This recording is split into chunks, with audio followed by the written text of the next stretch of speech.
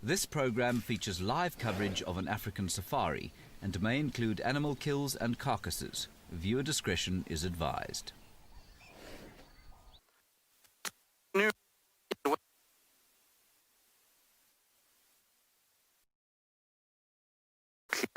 Beautiful swim. Sorry.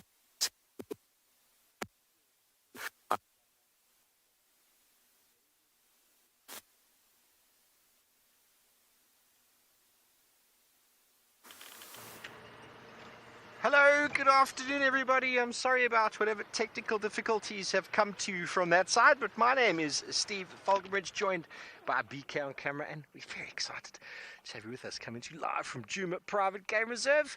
What a wonderful afternoon it is. Here we've got a couple young little Impala males in front of us. Sorry about those technical issues. Catches everybody on the back foot. These two over 1 year old male Impala.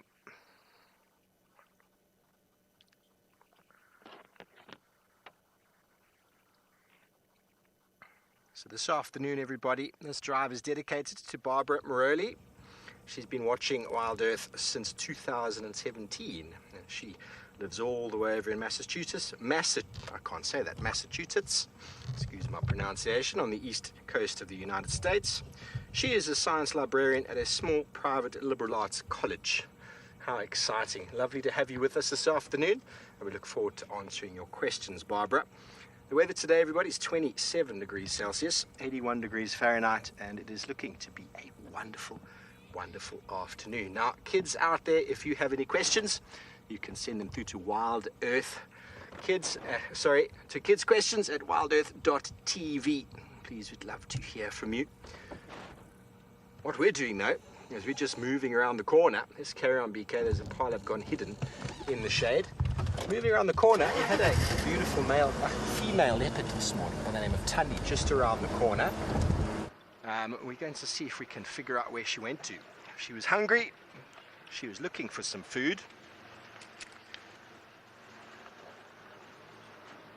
And she nearly actually caught a yearling Impala. Now that's the year before November born, those two males. You can tell that by the length of the horns. They're born every season about November time. The rutting season has actually just commenced, has just finished. The breeding season for Impala has finished. I missed all of it. There's a very loud affair that goes on between the males, making lots of loud and very ungainly, or should I say, hideous sounds. But a little youngster, only born in November of last year, was just meandering through the bushes this morning. We were sitting with Tandy, who's an expert hunter, and she just overstepped her patience boundary. I think if she'd given it a few more moments, we would have been lucky.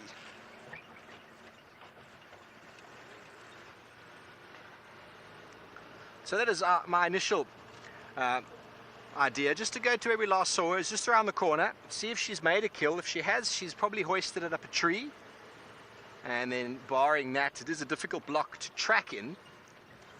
We're going to continue on and maybe see if we can find a few birds for you this afternoon. I'm an avid birder, and if you like birds, most important bit of technology right over there.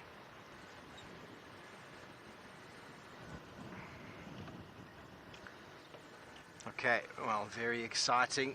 Pinder and Beyond Pinder has already found some big cats for this afternoon. Let's send you all the way over to the east coast to catch up with them.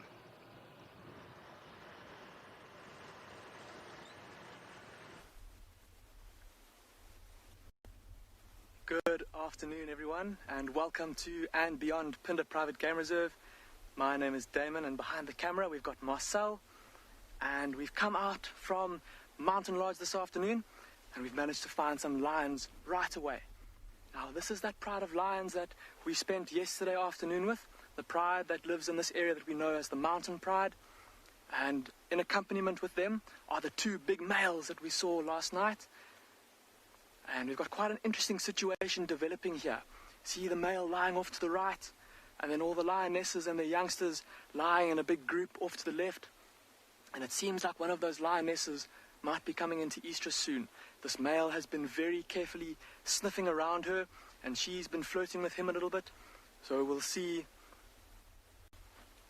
what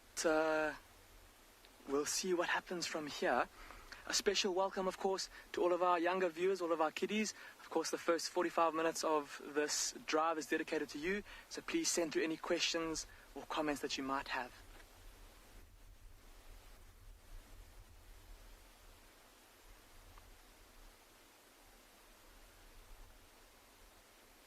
So for now, all of them lying in the shade there, taking in the cool breeze onto their tummies.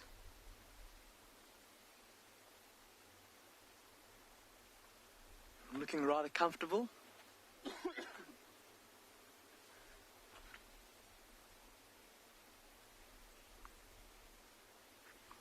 Mary and Hector, you're asking why the lion is called the king of the animals, and I suppose it comes down to the old days when there were the settlers or the colonialists that were walking around in Africa, and they encountered these lions and they saw how fierce and ferocious they were, how vicious they were with each other when they fought, and how they captured and ate big animals like buffalo and giraffes, and they were seen to be very brave, and these are all the traits that a human king is supposed to have, and that's why they were called the king of the jungle.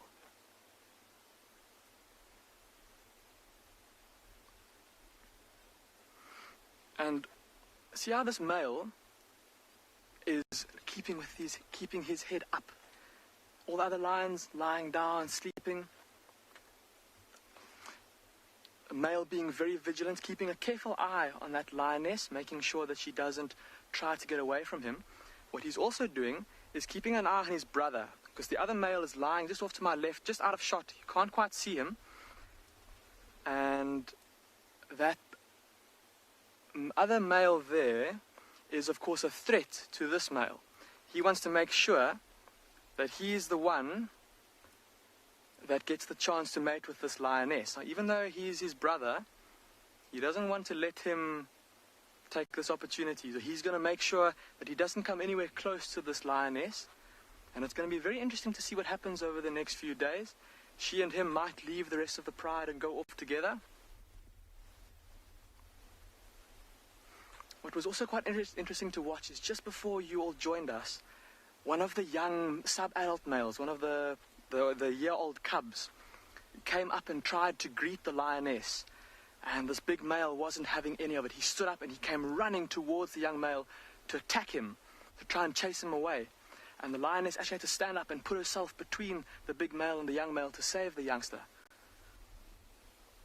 And that kind of thing is going to become more and more common as these young males grow up and start to almost threaten the dominant males a bit more. They're already starting to grow little manes, are the youngsters, and one of them is even starting to scent mark, which is quite unusual. So they're treading on thin ice with their fathers.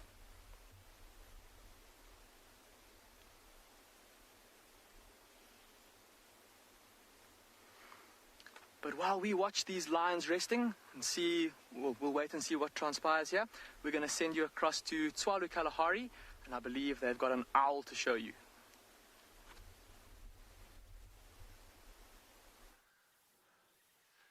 Good afternoon. Good to have you all with us back at Tswalu Kalahari. And again we have Jeandre on camera. And I'm Dylan. And we're just going to keep showing you really cool things, some interesting stuff out on this amazing reserve that we have. And we actually on the search for some cheetah and or maybe leopard. We had some good leopard tracks this morning, but they seem to be proving a little bit more elusive than I was hoping. But on the way out there we came across this giant eagle owl. It's having a good snooze. It's also called a Verreaux's eagle owl or a milky eagle owl.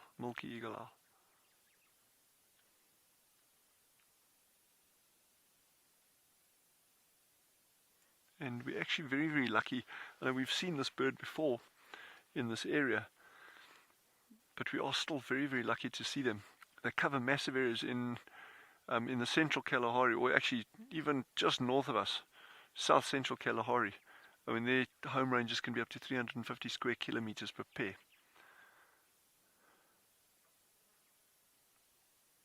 And, you know, they can obviously utilize any area of that. Those habitats, no habitat is perfectly homogeneous.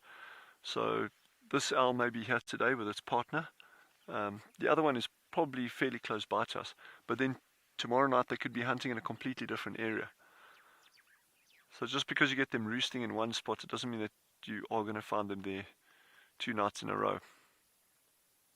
But that being said, if they've got a nesting site close by, and we're actually going into the nesting season now, from June to September. In our area, it's probably closer towards August, September. But anything from June onwards, if food availability is good, they'll start nesting.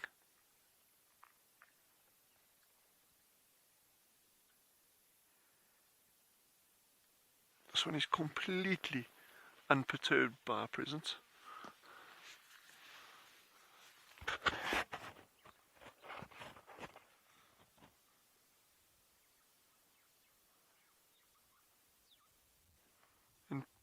Interesting thing about their hunting behavior, I've never seen it, and I think probably very few people have. They'll actually hunt birds on the wing sometimes. They've been recorded catching bats, sandgrouse, things like that. But their normal hunting strategy is to hunt from a perch, and they'll take big prey items, 1-2 kilograms.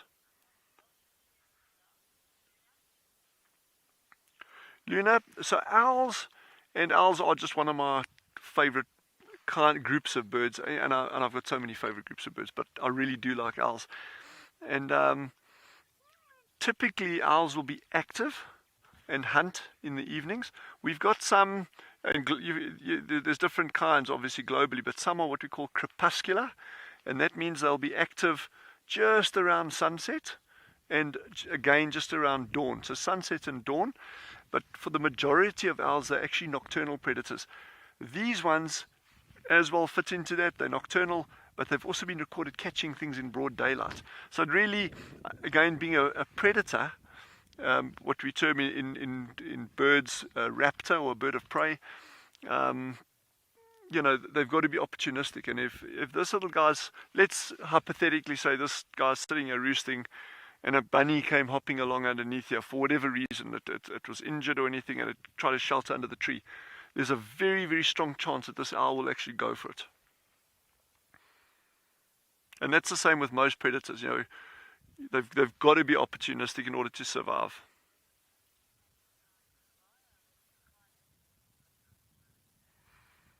But while we're enjoying this incredible sighting, I think head over to and Beyond Ngala and see what they got that side.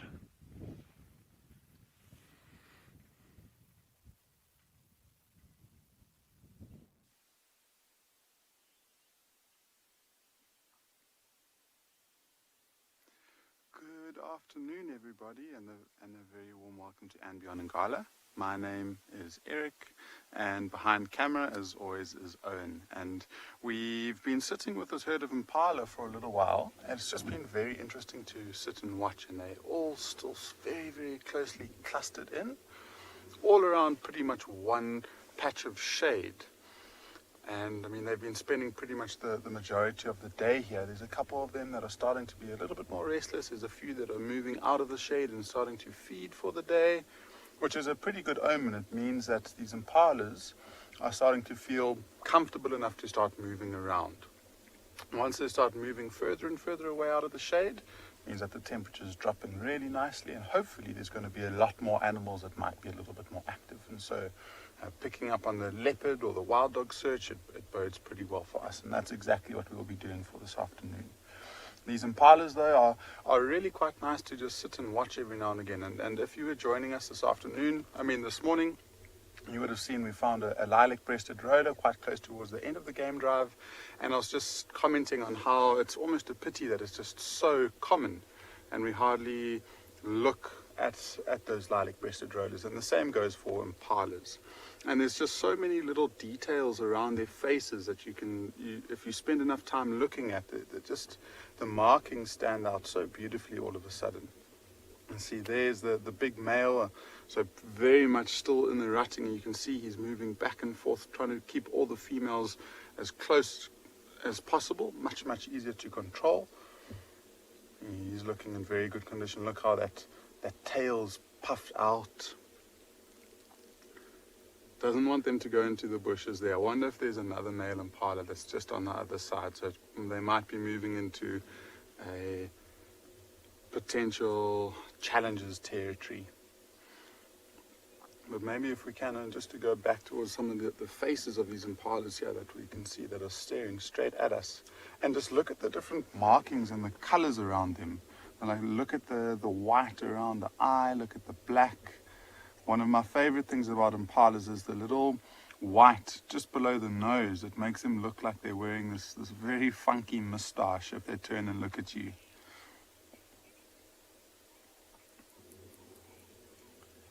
Sure.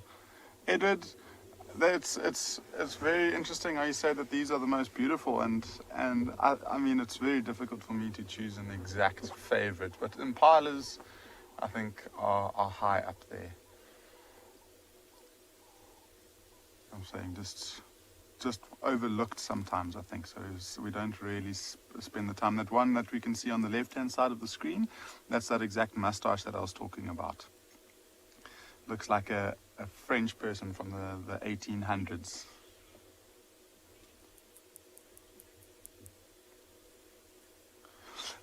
Wesley, the rutting season for sure is still on. It is tapering down now, so I'm pretty sure most of the females are starting to come out of estrus, but these males are holding on for as long as they can. And so we do see them competing and calling out every now and again, but it is definitely slowing down. It's right at the end of the rutting season now. So very soon, one of the biggest signals to tell us that the rutting season is over is these big rams tolerating other males within the big herd like this. So as soon as we start to see 2 or 3 big males integrated with a herd as big as this, when we can tell that that male's not really feeling the need to compete for territory, to compete for females. The more eyes the merrier. And so these big bachelor groups that we've been seeing separate from these mating groups will all basically come and join in together. And we have been seeing that to a certain extent, but most of the herds are still one male and one big female.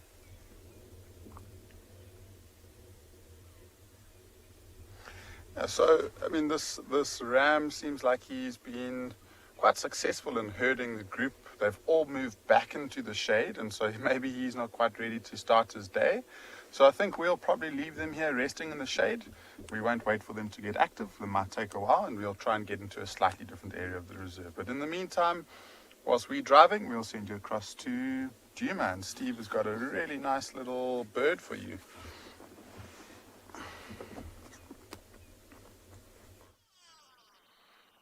We do have a nice bird. We've actually got a pair of them, and I said we'd do some birding today. We came to the area where we last had Tundi this morning, and the go-away birds, you might hear them in a moment. Quang, quang. We'll just listen to them. I was thinking they were alarm calling for Tundi, perhaps, because they were this morning when we left her. But now we've got two giant eagle owls, also known as the Verreaux's eagle owl. And you can see, beautiful bird, isn't it? You hear the go-away bird in the background.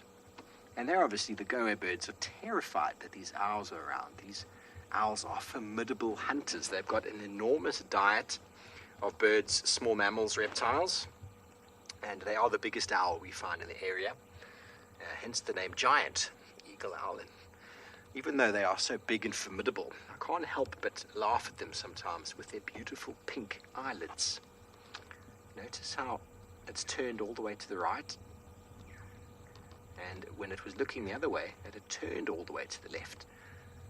So owls are incredibly camouflaged. I had a lot of chats this morning about organisms and camouflage. And camouflage helps with concealing prey and also concealing predators.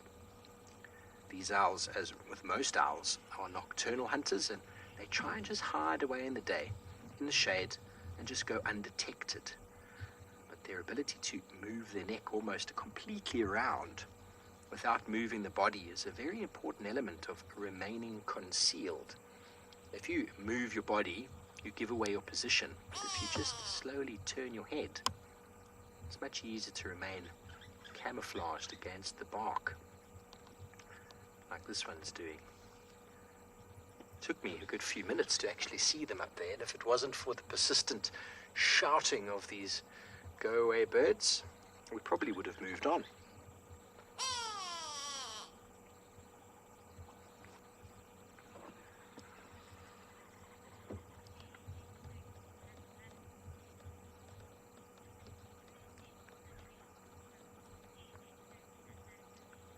Claire and Madison, you want to know if they nest in the tree on the ground? Well, for the most part, they do nest in trees, but they have also been known to utilize the ground. Now, the tree that they're in, BK can show it to you as he sort of zooms back and shows you the whole tree as he moves down. This is a giant, giant tree, right? Now, these trees, called jackalberries, are a famous tree for many of our large birds for nesting in.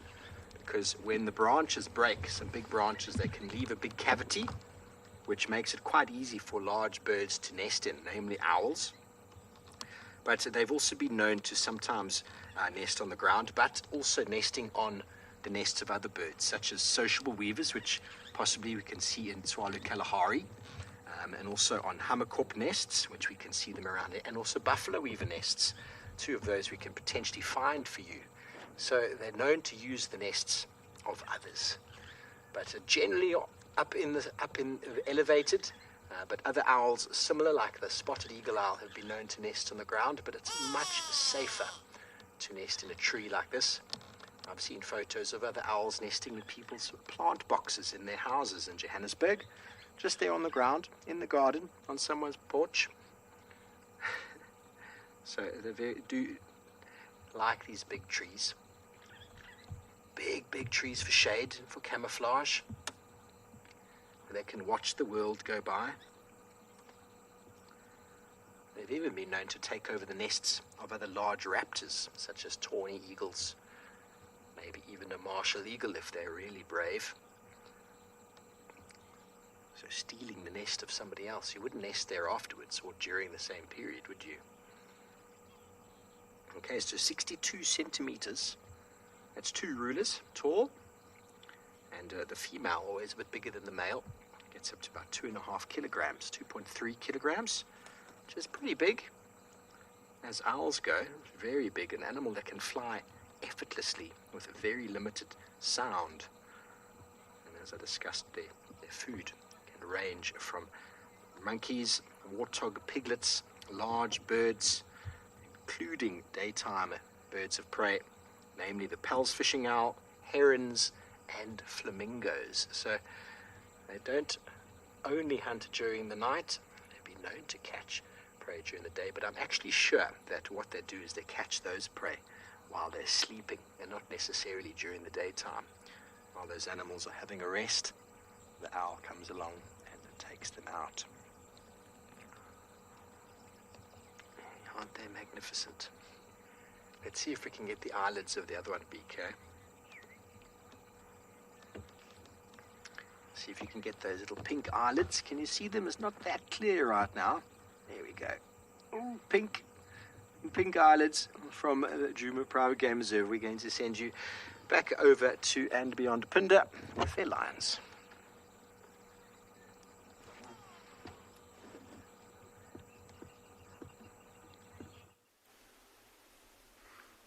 Hello and welcome back to and beyond Pinda Private Game Reserve. We are still sitting with these lions, and as you can see, they're all still lying down pretty much in the same places as where they were when you last saw us. Still in the shade, trying to rest and keep nice and cool. That young lioness on the left there, trying to get comfortable.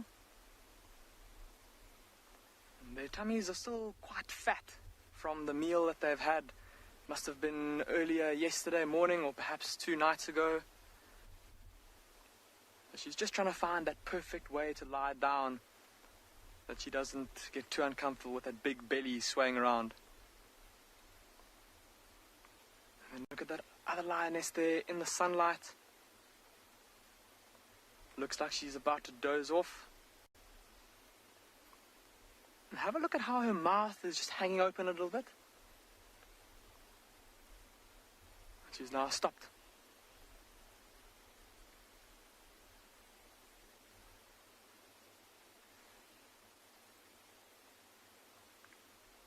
Claire and Madison, you are wanting to know how many lions there are in this pride.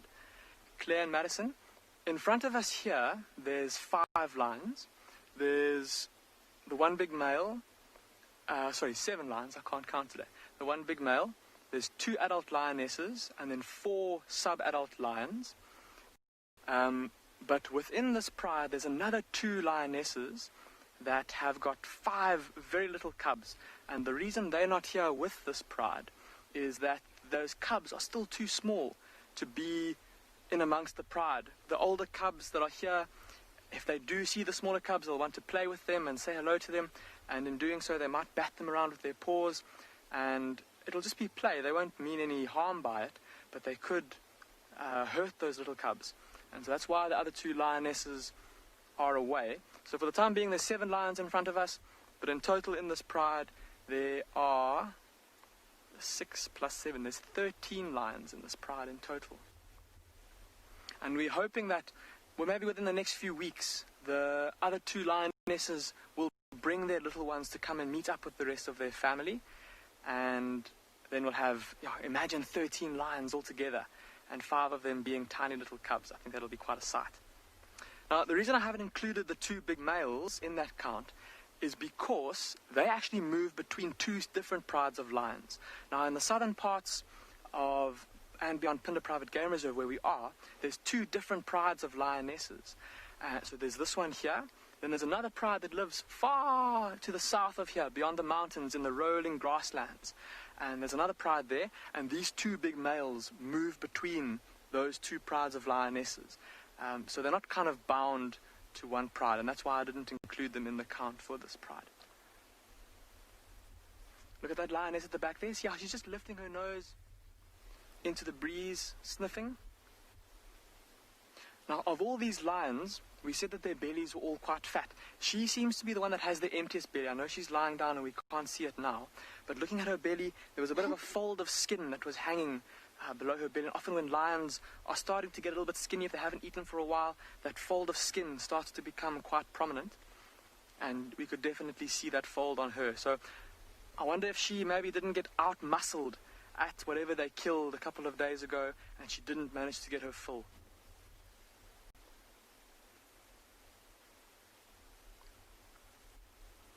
Matthew, you're asking how many kilograms of meat can a lion eat? Matthew, they can eat about 10% of their body weight. So a big male, like the one who's lying here in front of us, if he weighs about 220 kilograms, that means he can eat 22 kilograms of meat, which in pounds is about 50 pounds of meat. Can you imagine eating 50 pounds of meat in one go? That's approaching my level. Yeah, so maybe for that lioness that we're looking at the back there, if she's maybe about 120 kilograms, she could maybe eat about 12 to 15 kilograms of meat in one go. And of course, a lion, because it's not easy to catch prey, it's not like a zebra or an elephant that can just go and grab some vegetation and eat that. A lion's got to hunt another animal, and it's very difficult to hunt and catch other animals to eat. So what these lions will do is that whenever they do catch something and they get the chance to eat, they'll eat as much as they can. Even if they are quite full, they will absolutely fill themselves up, because they never know when the next opportunity will be where they get to eat.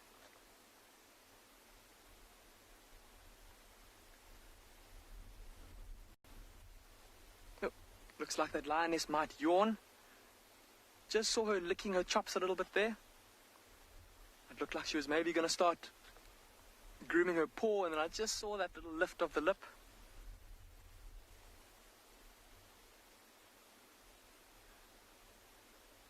She's keeping us in suspense.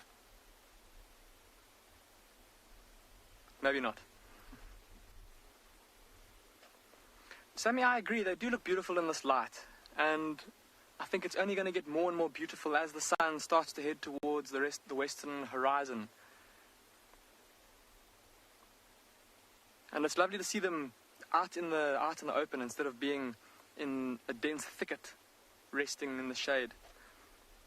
Look at that lion, it's moving its back legs there, Marcel. Oh, look how she's putting her paw up on that stick. So just like those these same lions yesterday, remember how they were lying with their back legs kind of splayed, their bellies exposed to the wind? I think this lioness has gotten tired of holding her paw up, and she's using that stick as a bit of a rest so that she can keep her belly and the insides of her legs exposed to the wind. And the skin down there being very thin and very soft, and so the cool breeze will help to cool their tummies and their internal organs and cool the blood throughout their body.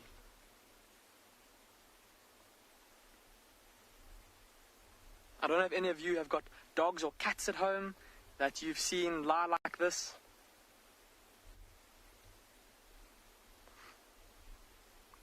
Okay, so I think we're going to leave these lions, seeing as they're not doing too much for now. I don't think they're going to go anywhere anytime soon. We're going to head off and see if we can find some rhinos. But in the meantime, we're going to send you across to Tswalu Kalahari.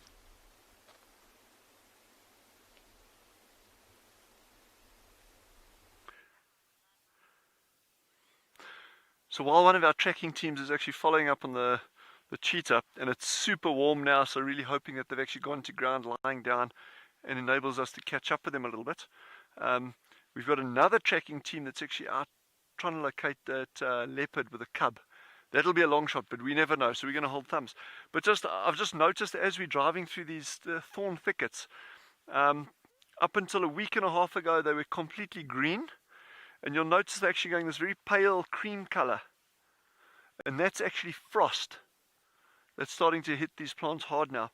And if you, Chandra has a look where I'm, got my finger on your, watch what happens to the leaves when we touch it. So they're just starting to fall off the branches now. So what's happening is over months now of the summer, they've been absorbing water and nutrients from the soil, photosynthesizing. A huge amount of energy has gone into producing this fantastic leaf load, which is super palatable, high in proteins, as well as gorgeous flowers. They create these lovely white and pink puffy flowers that the bees actually love. But now they're going into the dormant stage. The water table's down, much colder temperatures, including sub-zero, frost. And so now all these leaves are starting to drop. And if you think in terms of like an energy cycle, what we're seeing on top in a couple of weeks' time, all of this is going to be on the ground, falling into little holes, getting carried off by little insects sometimes, getting down old burrows that have been dug, and slowly start breaking down. So that's like just one example of how this whole nutrient cycle, how it's all linked and joined. Then of course you obviously get animals that browse on these, and a lot of the tips, it's difficult to see from there, but a lot of the tips of these branches have actually been eaten. They've actually been fed on. I'm going to, where my finger is here is another example over here. So these are old bite marks. So not only has the tree been producing all this biomass above ground that goes back over here, but a lot of it's actually been transported away in herbivores, droppings and that kind of stuff. The seed pods, you'll notice there's no seed pods on this. So they've also all been eaten or dispersed by, the seed pods are very, very light, and there's normally 5-6 seeds in a single pod. And the wind, we get these massive dust devils out here, and they can transport these seed pods for, kilometers and kilometers. So, yeah, that's just a little bit of anecdotal, interesting stuff. And again, our good old friend, the mistletoe. Chandra is still trying to convince me to get underneath it, but I'm just not falling for it. You see, even these ones are losing their leaves. They're just coming off super easily now.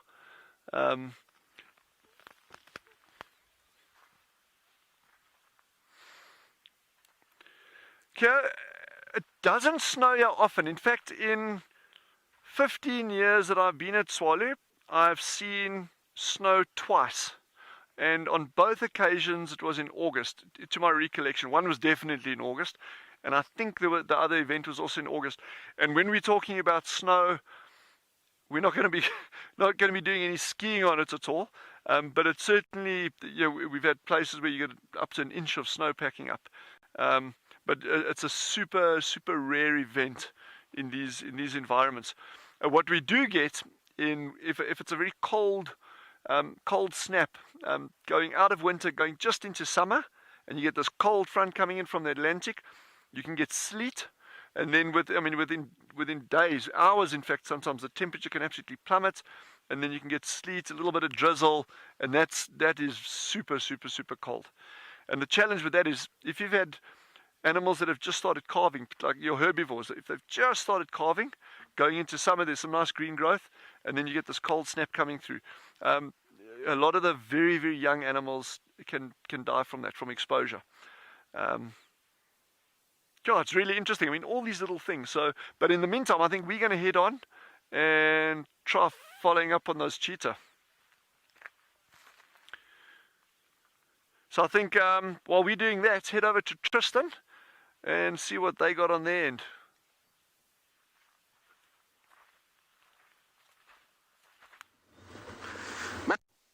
This again was a bit awkward the last time with my comms not being, well, not my comms actually, my microphone was playing up a little bit, but I think we've all sorted now. So now I can actually properly introduce myself. My name is Tristan, and David is on camera, back from leave. David, welcome back. Thanks. Did you have a nice leave? Awesome. Well done, excellent. Glad that you're back safely. Always good when people travel out and in and get back safely. Roads can be a dangerous thing, so nice to have David back on board. Hopefully David will continue to bring us luck like Alex and BK have, and hopefully we'll have a good afternoon. Now, there at the moment, it's still quite warm, so she could just be tucked up in a thicket, and I didn't want to go for long periods of time, so I just quickly drove through, didn't see her, and now I'm just bumbling. I'm just having a little look what else I can find, and then I'm going to go back there when the sun gets a little bit lower, and if she's not there, then from there to the hyena den. So I'm just going to stay quite central to the Juma property and see what we can find. Hopefully there'll be lots of interesting...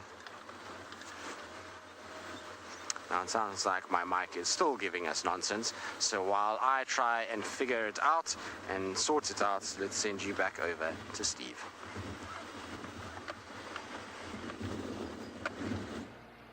Thanks, Tristan. Well, we moved on from our giant eagle owls, and very interestingly, I've seen one once before. It looked like it was on a dead tree, and I was quite amazed because it had an enormous long striped tail. So I thought to myself, that's very strange. It was in the dark though, so you shone the light there, and it was on top of a genet. It was standing on a genet, and the genet was obviously quite dead, and it was busy eating the genet, and the tail of the genet was hanging down. Amazing, amazing. Genets are nocturnal predators. They move around and terrorize birds and all sorts of other animals trying to sleep at night. And the giant eagle owl probably caught it moving through. Whether it caught it on the ground or landed on the branch is hard to say, but it was quite something indeed to see. But I've got a wonderful plant for you over here that all of those who know the show and know me quite well know that I am in love with this plant. It's called a dwarf sage. It is a wonderful plant for inhaling. It is very good for one's nostrils. It's got a very strange scientific name, Litogyne garipina.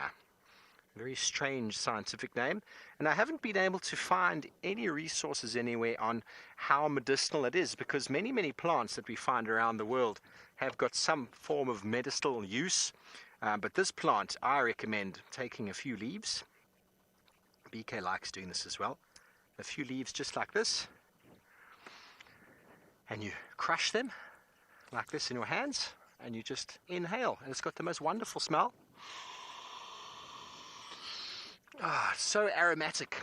All the South Africans out there will know exactly what Vicks smells like.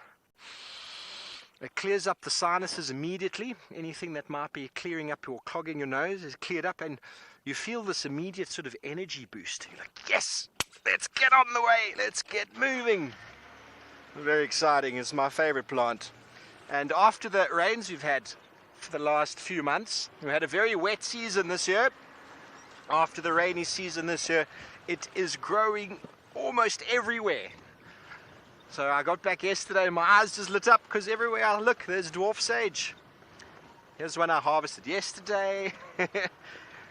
Sustainable harvesting, of course. Ooh, hello Franklins.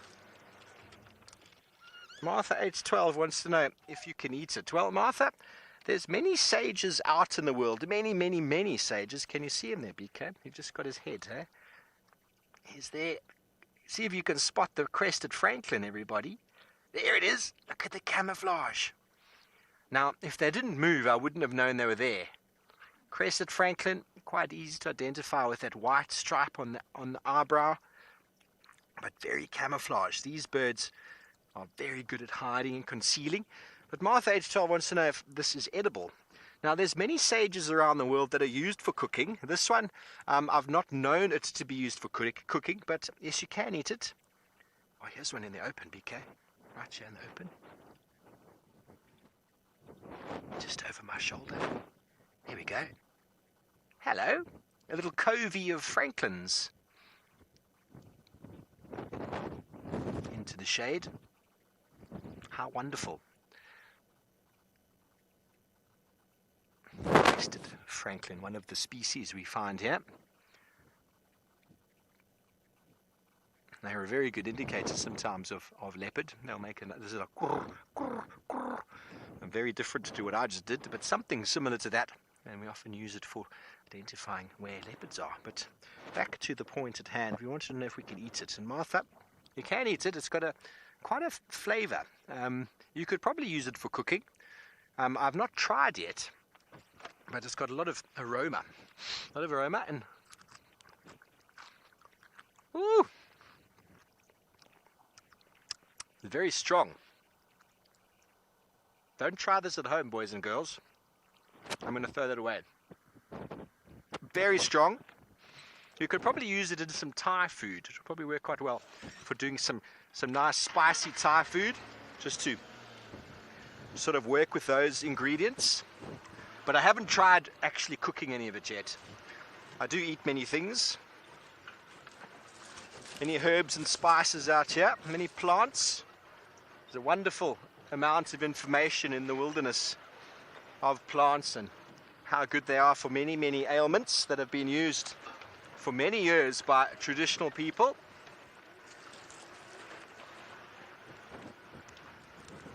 And it is Monday after all. So a place I've only been to very briefly in my past is in the Kalahari. But I know that over there they've got also wonderful plants. So let's go catch up once again with Tswalu Kalahari.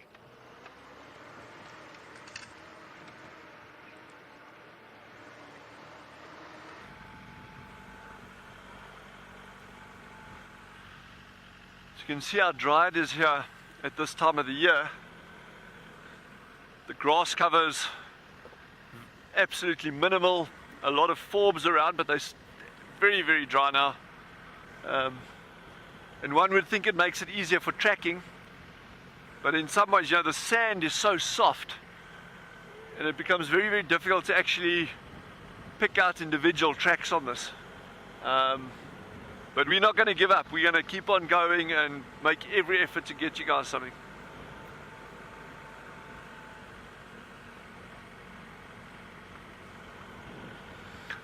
Red dunes are gorgeous against this yellow of the forbs and the grass in the foreground.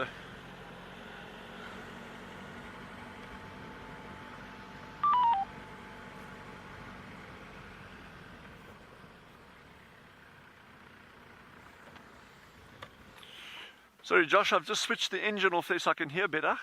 Sorry, what? Please repeat the question there.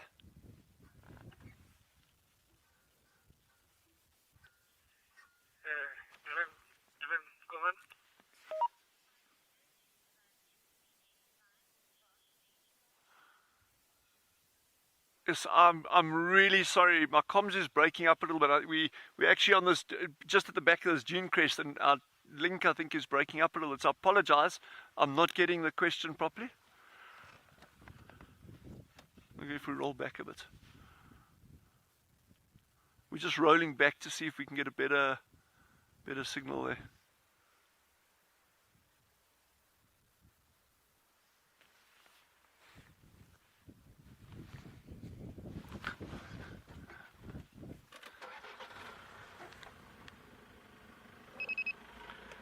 Jackson, Ben, come in.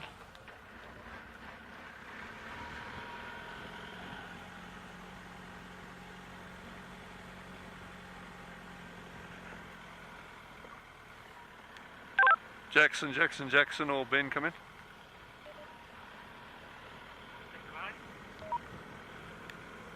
Julle het my nou geroep.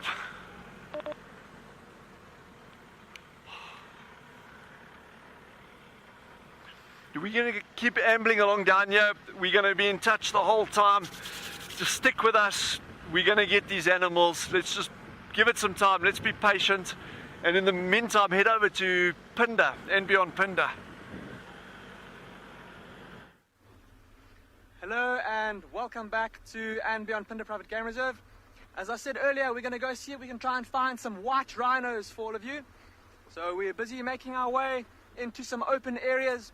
Because white rhinos like to feed on grass, with the evening kind of coming in now, the temperature dropping a little bit, these rhinos will be getting out of the mud wallows or the deep shade where they may have been resting during the day to try and keep cool, and they'll be heading into those open grassy areas to go and graze. So we're going to go and check a few of those places. There's quite a big waterhole not too far from here where there's lots of mud. It's drying up a little bit now with it coming into winter, so there should be lots of soft, squishy, cool mud for these rhinos to roll around in, and we're going to go see if we can find some for you.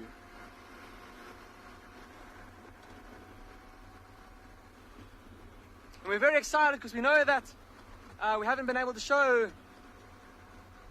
white rhinos on Wild Earth for quite some time, and so we're looking forward to having the first ones on screen in a little while. Now this morning we went looking for rhinos, and we managed to find quite a few. It was just a pity that we had some technical issues that seem to be all sorted now, thanks to Marcel. So it sounds like a lot of you out there are just as excited as Marcel and myself are to finally being able to show you some white rhinos. So see here in front of me here, we're starting to come into some more open areas with all this lovely long grass. This is just the kind of place where we're going to be looking for these white rhinos. There's lots of thick bushes where they'll be able to come and rest in once it gets a bit cooler tonight.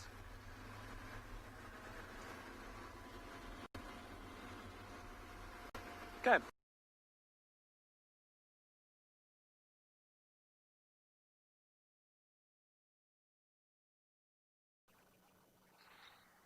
Hello again, everybody, and sorry for any technical difficulties that are plaguing us this afternoon. I do apologize for that, but we're finished with the kids' drive this afternoon and back with the regular viewers and everyone else who's watching, kids included. Please, everyone, you're welcome to ask us questions using the hashtag WildEarth on Twitter, or throw them in on the YouTube chat stream.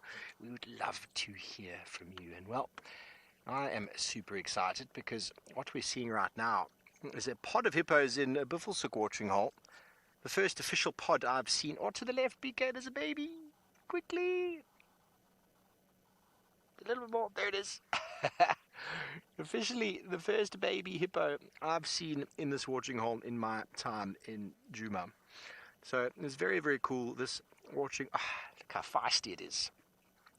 This watering hole got very full with the rains we had this season. I spoke about it earlier, but we've had a lot of rain. The dwarf sage is in abundance, and all the watering holes are to capacity.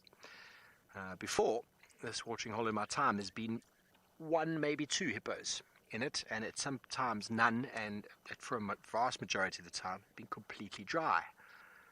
So hippos require water. Not only water for drinking, like many other animals do, they require that for their habitat. Oh, look how feisty it is. They need to stay wet. Their body...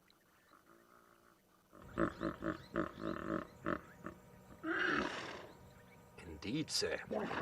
He agrees with me. Their body needs to stay nice and wet, otherwise they dehydrate. And they sleep in the water. So they're a very interesting animal, the hippo. As everybody should know, hippos are mammals. But they behave like a crocodile in a way.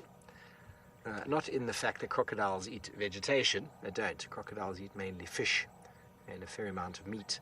But hippos, they use their body, or the sun and the water.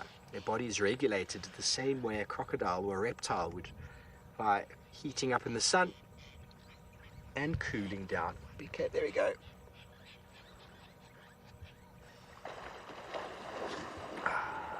That was a very big mouth. And cooling down in the water, heating up in the sun. So very, very useful energy conservation method. Water cools you down very, very quickly versus the air, the ambient air. Even when it's quite warm, it cools you down a lot quicker. And you can conserve an enormous amount of energy, which means your diet can be reduced. So a hippo feeds on equivalently a third of the amount of food that a rhino, white rhino, feeds on. And by all means, they're quite similar in size. So 1/3, can you imagine? Only having to do 1/3 of the shopping to have the same outcome. Very helpful, very useful, but then when it comes to drought and watering holes and rivers drying up, hippos are in critical danger of overheating. I am being summoned on the radio. If you just give me 1 second. Standing by, Tristan.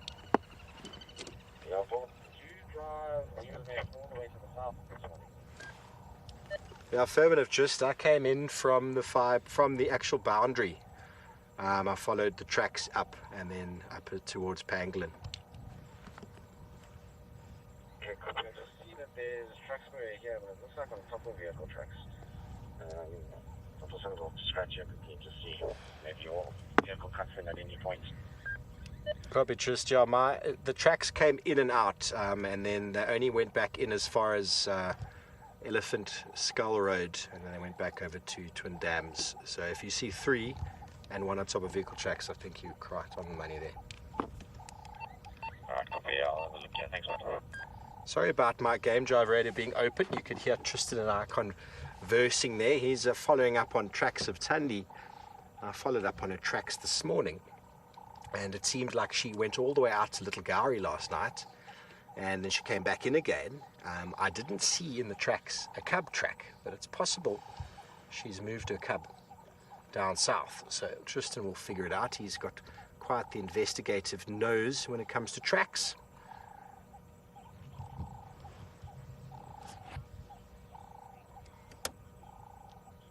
Anushka, you want to know where the mammary glands are on a hippo, and I do believe they are between the back legs, like the rhinos. The back legs, almost like a cow, and the Afrikaans word for a hippo is actually translated is a sea cow. Interestingly enough, although they have been recently classified, or quite a while ago now, into the family of the whales.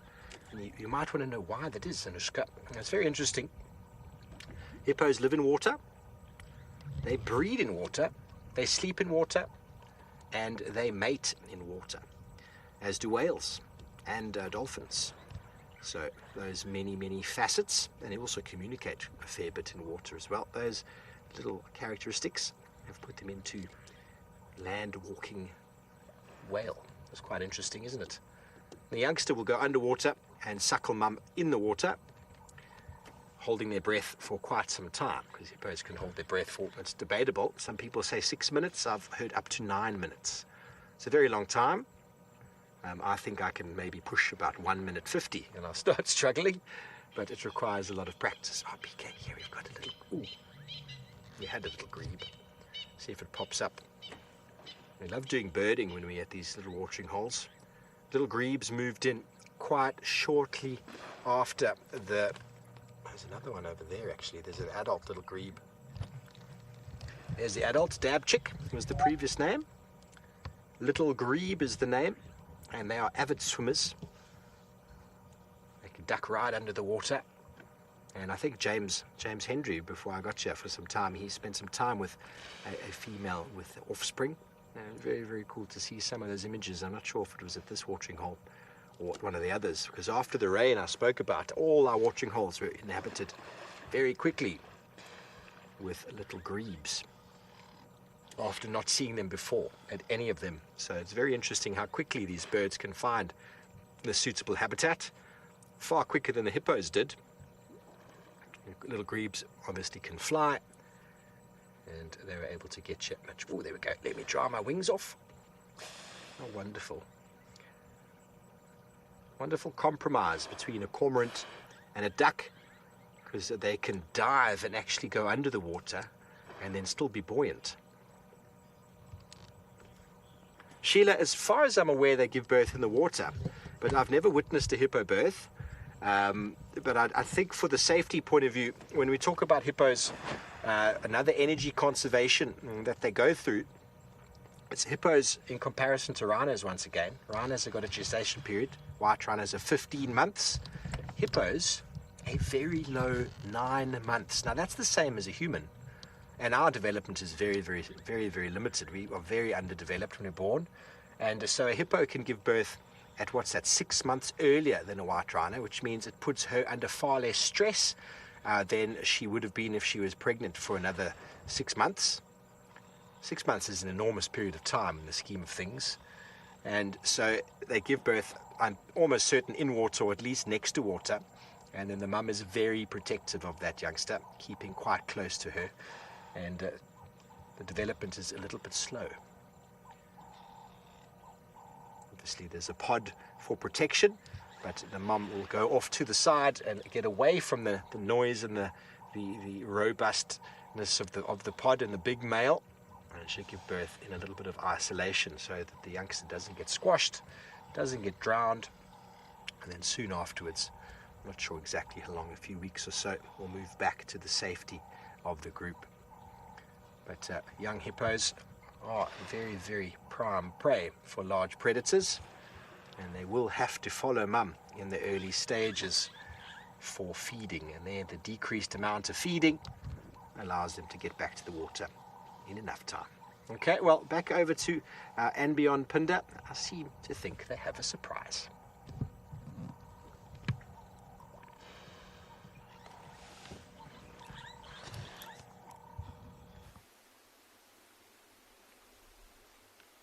Welcome back to and beyond Phinda Private Game Reserve, and look at what we have managed to find.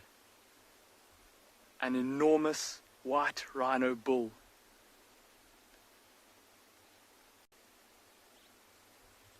And if you have a close look,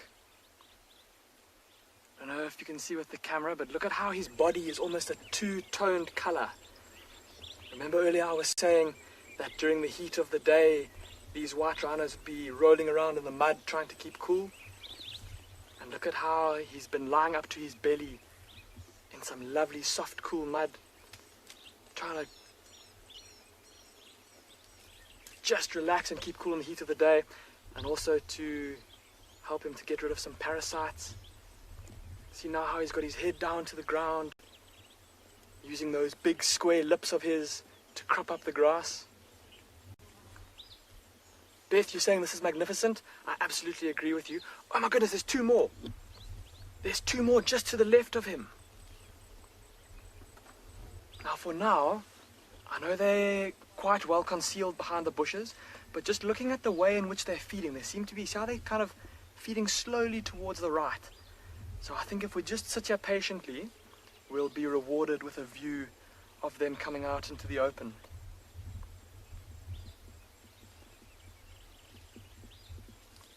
I don't know if you can hear the sounds of them munching on the grass. I'm going to keep quiet for just a second. Let's see if we can hear them.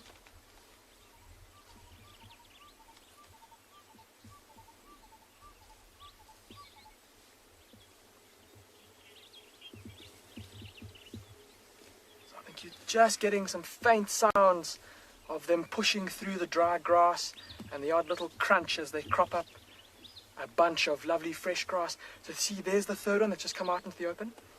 Look at how it's got its head lifted up, now looking towards us. And those big trumpet-shaped ears facing in our direction, busy listening to us. And all three of them still feeding away.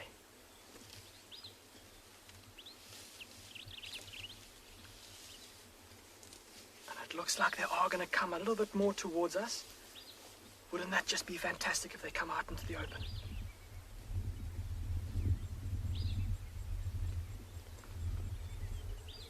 Look at the dust that's rising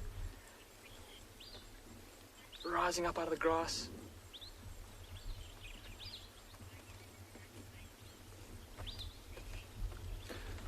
Quantum ZA, you're asking how we can tell the difference between a black and a white rhino apart from the mouth. And to answer that question, I'm just going to ask Marcel just to take the camera off of the rhinos for a second, just so that I can show you here on this little diagram here. So there is the white rhino, the species we're busy looking at, and there is the black rhino. We're very lucky to have both species here at and Beyond Pinda Private Game Reserve.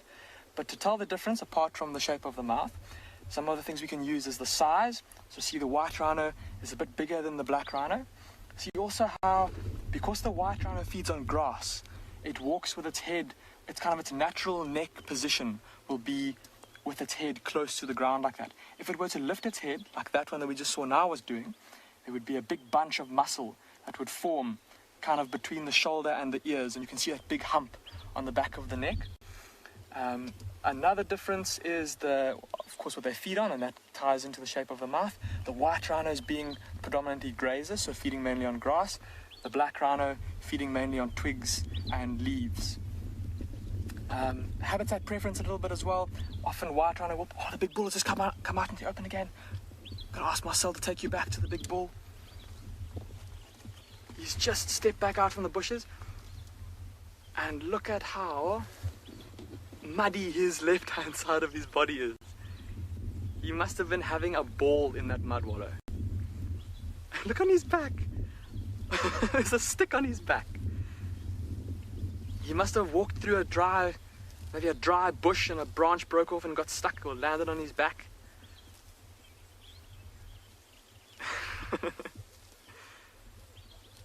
Londeka is saying that the stick is catching a ride on the back of this rhino. So, Wanton Zede, another way that we can tell the difference between white rhino and black rhino, and this is a perfect opportunity to illustrate it, is have a look at this white rhino saddle. So exactly where that stick is lying. Look at how shallow that saddle is. With a black rhino, that saddle tends to be a lot deeper.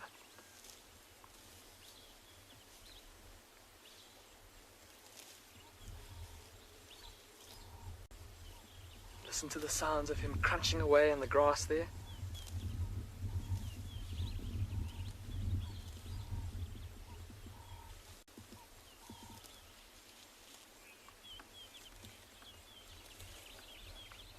Every now and then he just lifts his head out of the grass, kind of sniffs around looking for the next best patch.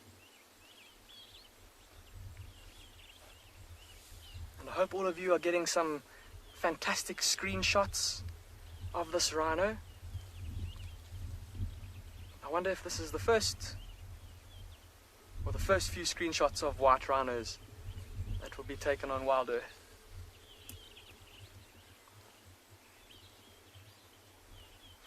Shelley, you're asking if these white rhinos will travel in herds or independently.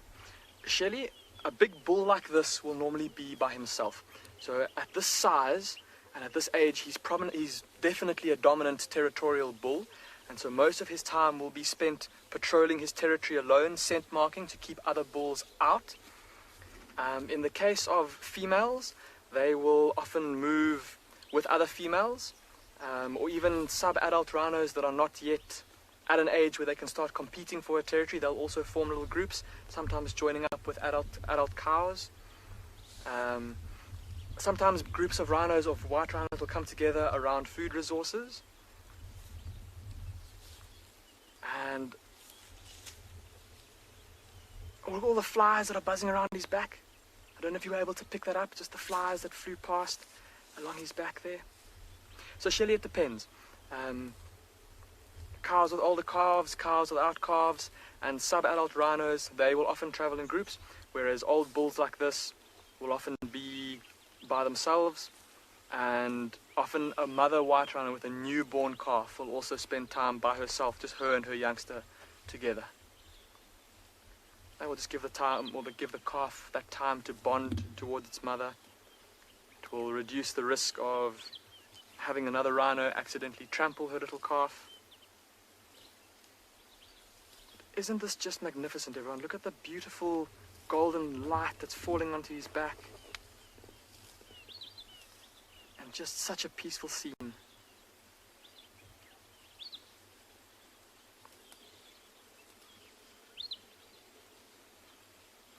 Andrew, you're asking if these rhinos are aggressive.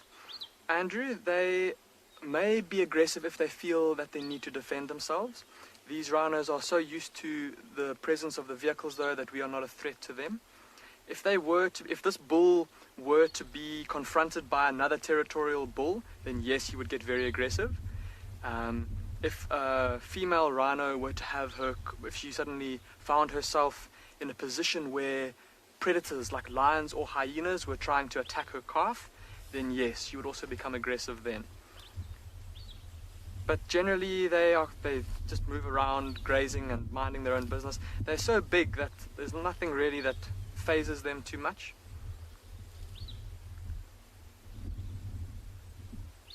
So I don't know if you can see, every now and then this big rhino bull lifts his head ever so slightly. And remember earlier I was saying how when they do lift their head, it forms that bunch of muscle on the back of the neck between the shoulders and the ears. There we go. See how it's happening now? That's exactly what I was talking about a little bit earlier. And still that stick, hitching a ride in the saddle of a rhino's back.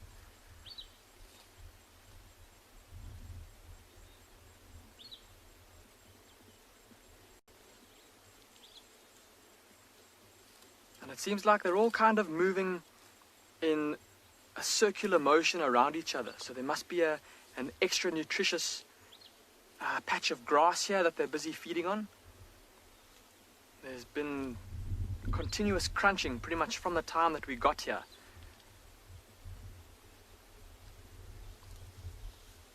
And as I was saying earlier while we were driving in this direction, that now with the cool of the afternoon, this is the time that these rhinos are going to be feeding. They've been resting, lying in the mud wallow during the day, and now it's time to take some food in before it gets a little bit chilly tonight, where they might go and rest again. Oh, there's an oxpecker. See, the oxpecker just landed on the back of the rhino.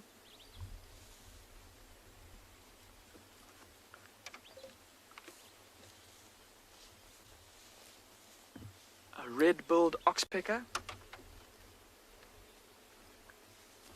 And just like you would have seen red-billed oxpeckers, I'm sure, sitting on the backs of hippos and buffalo and giraffe and other herbivores, this oxpecker has landed on this rhino to come and search him for any sign of any ticks. Oh, he's decided that this rhino is not worth it, so he's moved off. I don't know if you were able to hear that. There was a kind of a loud exhalation, a bit of a again. Could you hear that? It almost sounds like someone breathing in and out deeply. That hissing, huffing sound. And that was being made by, we can't see it now because unfortunately they're behind the bushes, but that was being made by one of those other rhinos. So I wonder if perhaps, I haven't been able to see yet, but I think that these two other rhinos might be females. And perhaps this big bull is sticking with them because he thinks that one of them might be ready to mate soon. And maybe just getting close to that cow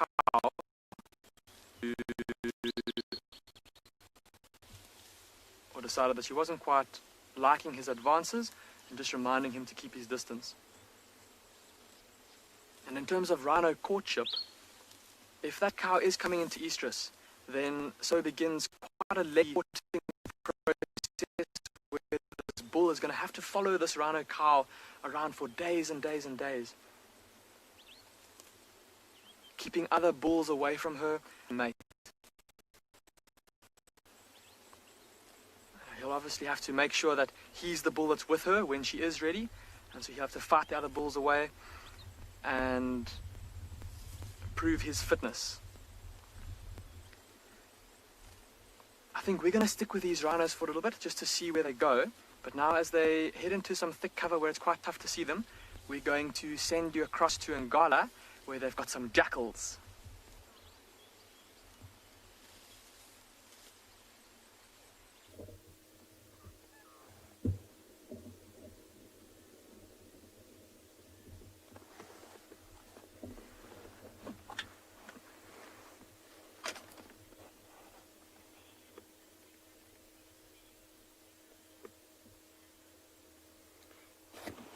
Been driving around checking quite a few of these open clearings for any really signs of any unusual predator like wild dogs or anything, and this is the first real sign of life that we've seen in the last while, and they're getting up and moving away from us, which is great.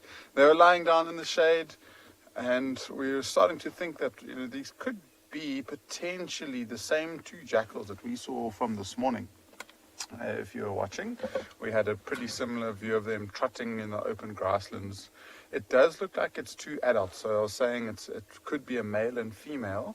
And within this area, we have noticed that they have had a litter of at least 4 pups that might still be around here. And if they're walking in that direction, or trotting at least, then maybe you'll get to see them with the pups as well. And it's just around the corner there. It looks like they've all of a sudden changed direction. They are running away from us and now they've cut right. But that one there is just trying to mark its territory. Let me see.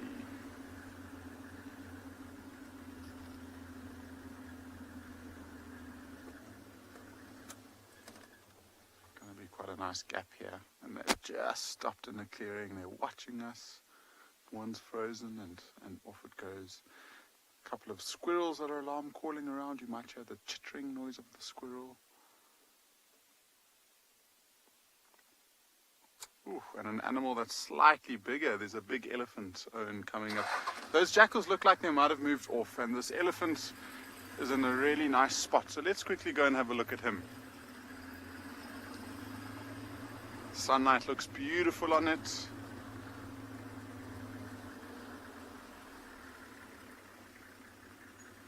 Just come around here. There we go. I wonder if this elephant maybe encouraged those jackals to change direction. I don't think the elephant would be too concerned about them, but elephants are sometimes a bit uneasy around any type of predator. And so if those jackals were running straight down this road and the elephant saw them, they could have potentially gotten chased or trumpeted at least.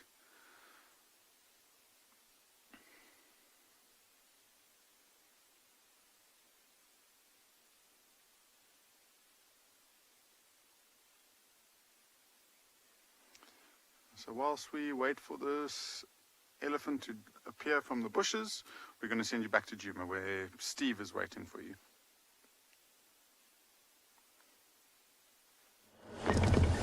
Well, everybody, sorry about the technical difficulties. Indeed, we had a marvelous sighting now of a Burchell starling eating a centipede, which is those things. Centipedes are the one insect that just makes my skin crawl. Makes my skin crawl indeed.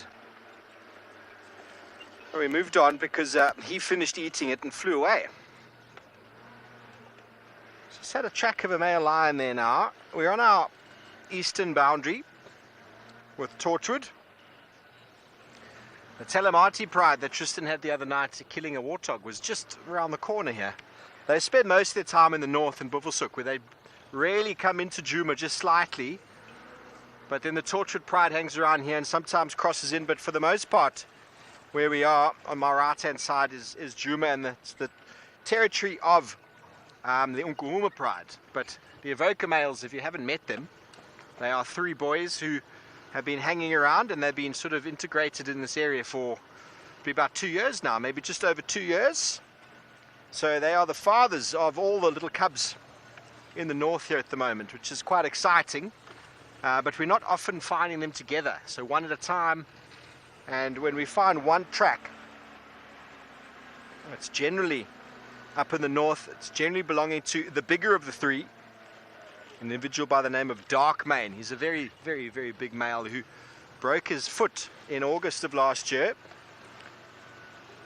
in a buffalo encounter, and he's managed to come right. You wouldn't imagine having your foot, all the bones in your foot break, and then just walking it back into condition. Can you imagine doing that? No physio, 200 kilograms or 230 kilograms of weight, and just walk it back in. No, we humans are sissies when it comes to that. We need medicine and doctors and physio. In the animal world, he still has to compete with other lions, and he still has to fight off hyenas, and he still has to follow the females around to reproduce. So survival of the fittest right there. Anyway, there was a track of him there and it disappeared. Did have his tracks going through the property yesterday. Sometimes he decides to bounce between the northern pride and go down and try to find the unkuhumas. He was calling on Saturday night, so 2 nights ago, when I arrived back at Juma, calling quite vigorously, and he walked straight through the property and was out. But it's possible he'll be coming back again, so we'll be keeping our eyes peeled for that. But they love to walk along these major boundary roads. Edward, yes, the big cats have been doing very well. It does help having Tristan around to track them, but the lions have been coming in. It's something we'll notice more and more with the buffalo moving through, specifically for the lions, that is. They love to follow buffalo, and with the rains we had, I spoke about them before, the rains have brought not only the availability of water, which is very important, but also length in grass, which buffalo require. They like long grass habitats. They don't like short grass, they like long grass, and so they move in, and the lion prides follow them. We had about 1.5 years or 2 years of drought, and we hardly saw any buffalo except directly after the rainy season. The waterholes never really filled up, and in the time I've been here, this last 6 months or so, has been the only time that we've really had populations of buffalo on the property. But in saying that, they also move through between this one and that one. I was tracking some this morning that came in from the north here at Buvusuk, where we were before, and they went all the way down through the south and out. So they can also do that, and it's possible. That's why the lions move as far as they do. They chase the buffalo, and the lions keep following. But I'm hoping to catch up with the Unkuhuma pride in the next few weeks. I do miss them, spent a lot of time with them and their little cubs. But it's nice to just bumble along down a boundary road like this, see if there's any tracks. I know for a fact that no one checked this road this morning, so we could be lucky ourselves in bumping all sorts of individuals. And there is an old leopard track going in the other direction. Okay, I wanted to go in and check this other pan. Hello, Mary and Hector. The fastest animal in the world is actually a bird, the peregrine falcon. But you're obviously talking about a mammal, aren't you? And it would be the cheetah. The cheetah can get up to extreme temperatures. They do. They get up to very hot temperatures when they run very fast. About 112, 115 kilometers an hour, which is very fast. Obviously, lions and leopards are not that far behind, but they don't go that far. A lion and leopard at full sprint, 92 kilometers for a leopard, 90 kilometers for a lion. They cover that distance, but they don't go very far. It's more of a sprint to catch something, and then they give up. Whereas a cheetah can go a few hundred meters at that pace, but then they quickly overheat, and they have to slow down to cool down. But then in saying that, Impala are incredibly fast. So are Thompson's gazelle, which you don't find here in Springbok. Very fast animals. But then the Thompson's gazelle and the Springbok are some of the primary food for cheetah, so they need to be very quick. Open plain specialists, they can't just hide away like many of the animals do here in this sort of more moist savanna on the east side. They have to run. And if they're not able to run, not just run, but proper sidestep. They can't sidestep the cheetah. They're gonna get eaten. So the evolution of the cheetah's speed has evolved with the evolution of the speed of the prey animal. And then the cheetah's got this very long tail. We see a leopard's got a long tail, but that's for balancing in the tree. A cheetah's tail acts as like a rudder. As they're running at full speed, the Thompson's gazelle does a 45-degree turn to the right. The cheetah balances by throwing the tail out. If it didn't do that, it would just completely just barrel roll over its side. So the cheetah is the fastest land mammal, and they're able to achieve that by having claws that are out permanently. So what we call non-retractable claws or non-protractile claws. Like a dog, they stay out. And the fact that their tail for the rudder, but their body is very flexible. Their spine is very flexible. So if I demonstrate for you, most herbivores have got very long legs, and they're able to get much further. So if I put a box like this, and I had to try run like this, you're not going to go very far with your steps. But bend or get longer legs, you're going to get further, but bend your back, which is what the cheetah does. The cheetah is able to completely bend their back so that their legs can push much, much further out. So it increases their stride length. They don't have very long legs like the herbivores, but through that ability, they're able to move at incredible speed. And it's quite something to see. Okay, well, we're going to continue on heading south down here. And I know Tristan's trying very hard to see if he can figure out where Tundi's gotten to. Let's go see how he's getting along.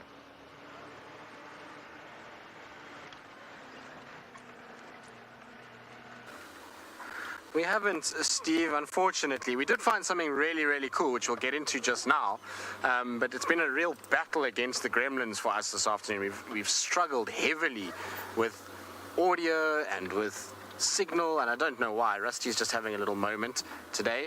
And this morning it started when we were with Tundi, and this afternoon has continued. But I think we're all good now. We've fixed microphones, we've checked antennas, so I think we're good. Cross fingers. But we were cruising the Moolawati just from Twin Dams up, just to kind of see if there's anything in the riverbed, just checking along, and we saw a squirrel shouting.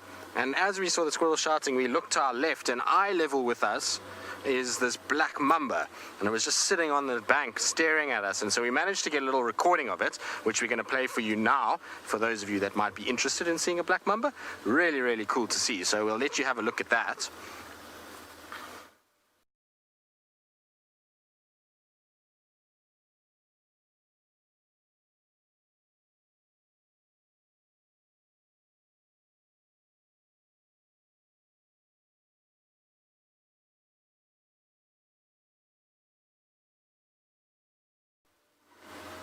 So how cool was that? It's been a while since I've seen a black mamba. It's obviously not a snake that a lot of people really like. It's obviously incredibly dangerous, that snake, and you've got to be a bit careful. And David and I were laughing because at one point when we parked, it literally was at the same eye level as me. And I was saying to David that, did he get the same feeling that I did at one point, that you kind of have this moment where you're like, if this snake decides to come towards us, we've got no chance. Because it was literally, what do you reckon, Dave, 2 meters from the car?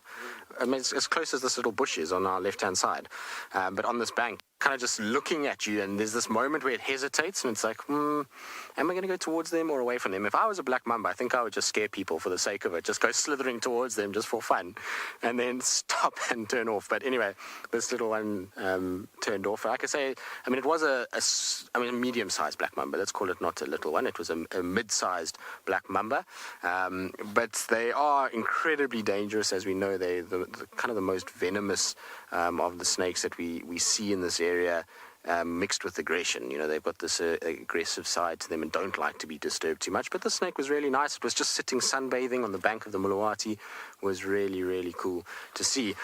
Michelle is death almost personified in a snake. It is. Those guys are they've got this creepy look about them, that's for sure. But I have a massive respect for them because they're just amazing creatures. You know, they're not, I mean, they obviously have respect for them, but little cub, leopard cub on the tree. So I don't know if Tundi's here, but little one is sitting looking as, you are just the most chilled cub in the world, aren't you? And you're just hanging out. Is this what you do now? How's this? I don't see Tundi anywhere. We were just coming back. I said late afternoon is a good time to find her coming back to the den, but our cub is just like, well, you know what, I don't need mom. I'm going to be a rock star on my own and just pose as beautifully as I possibly can. David, I told you it was chilled, eh? Amazing. It's ridiculous. What are you doing? You can't sit out in the open like this. Or is this just how we roll? That's ridiculous. So from mamba to leopard cub, super cool to see. Now, you can see that this little cub knows that trees are a good place to rest already. Maybe that's a good sign for things to come, because mom is not a huge tree cat, but this little one has decided that is the perfect place to rest in the afternoon, and why not? I mean, it looks really comfortable. I'm just surprised that it's out in the open like this. Generally, when mom's not around and it hears a car coming, it normally scuttles off to go and hide. Most cubs will do that, even relaxed ones. They're not going to be in a situation where they're going to sit out in the open without mom being present. So I don't know if maybe Tundi's just lying somewhere close by, in the shade somewhere, but it's just ridiculously relaxed for a little leopard cub, that's for sure. It's not every day that you're going to get to see a cub sitting like that out in the open with mom not really close or nearby.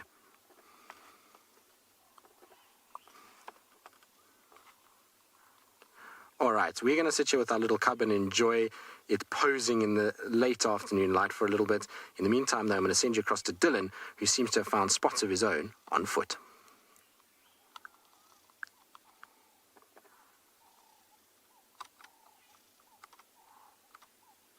There he comes. So we've been extremely lucky.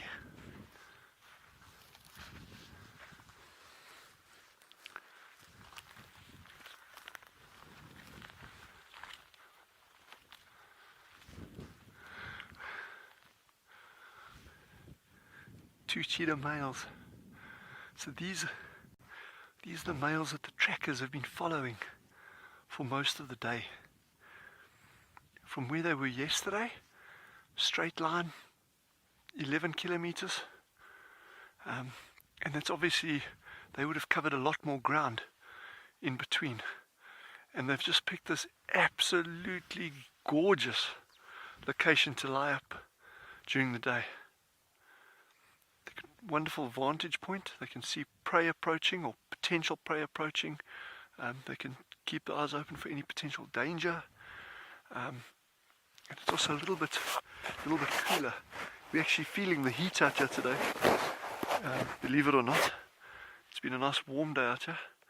And but this breeze on top of this dune is probably exactly one of the reasons why they're up here. They don't seem like they're going to be going anywhere soon. But the trackers that followed them and located them, Clementine, this is totally insane. And it just shows with a bit of effort, it pays off. You get the dividends.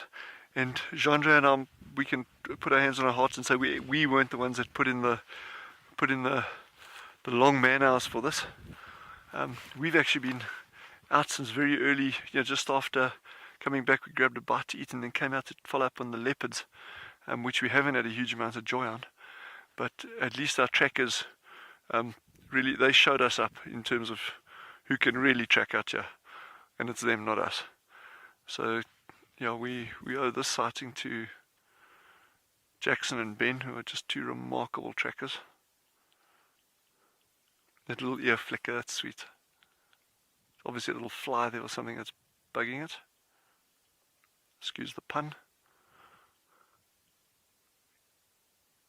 But what a backdrop, eh? If Jean-André is able to zoom out,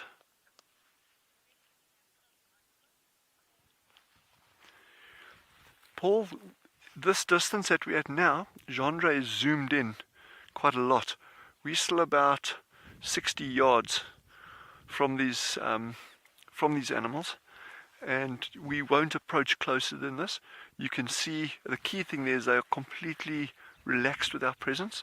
They're not getting up, they're not running away from us, they're not interested in us. Sure, they looked at us when we came up, as they would if let's say a giraffe came ambling over the dune. They'd do the same thing. But now they've gone straight back to sleep.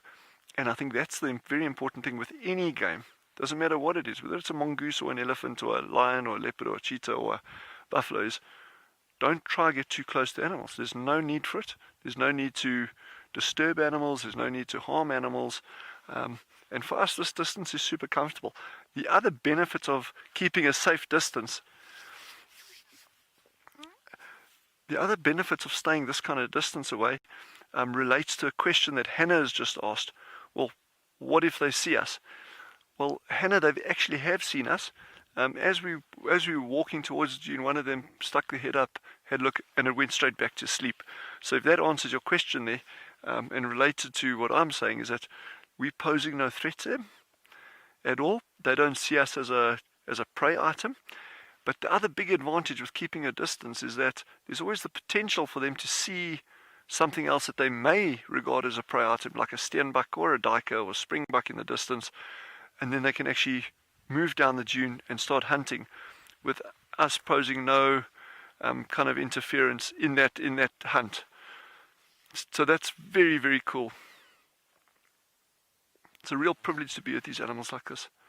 But while we're waiting to see what they do and keeping our distance, I think head over to Tristan and the leopard cubs.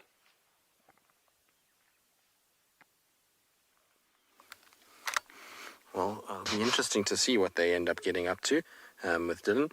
I'm sure they'll kind of get going soon, but this cub is ridiculous. I have never seen a cub of this age, even Hosan and Shongile, without mom sitting like this. Now, the reason I'm stayed and haven't left her, now normally we'd just leave her straight away. If mom wasn't here, we'd go, but there's squirrels, impalas, and birds alarm calling, and I can hear it's whatever it is moving, so I think Tandi's on her way towards the cub right now. I think she is somewhere very, very close. You might actually be able to hear the squirrel from behind me at the moment. So the cub keeps like looking in this direction, and so I'm pretty sure Tandi's about to arrive back in this area now. But how cool is this? It's amazing. You're a little rock star already. Have you met your uncle or your half-brother? Because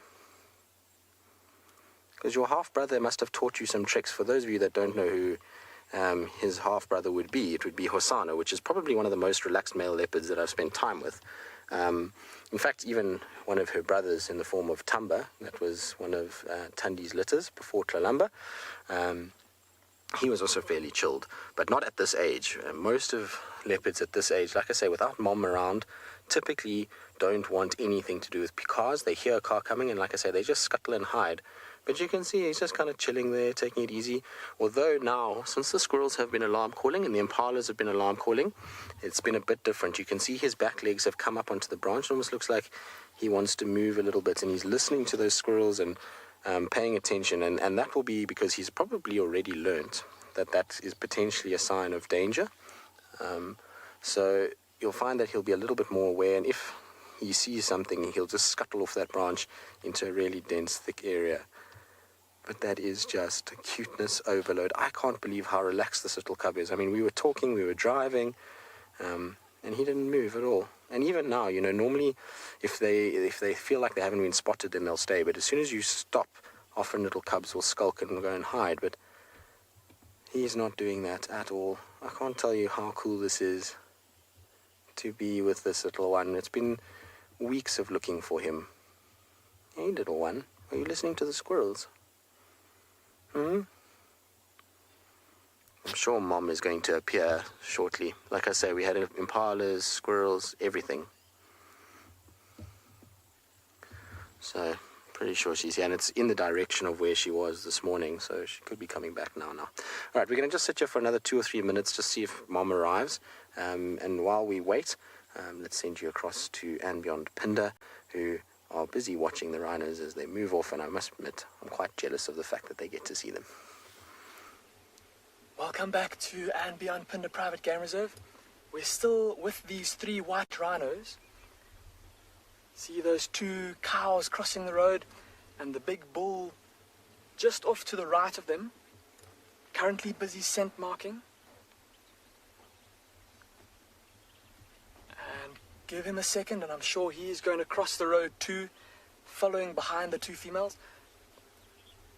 Look at this, here he comes, crossing the road. Still has a stick.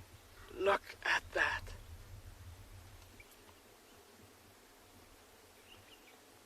And still with his little stick on his back.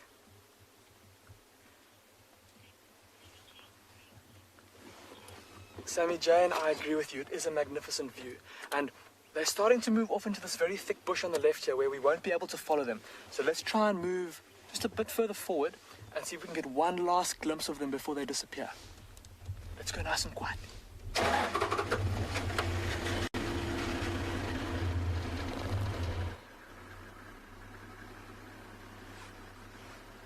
We'll just take it nice and slow.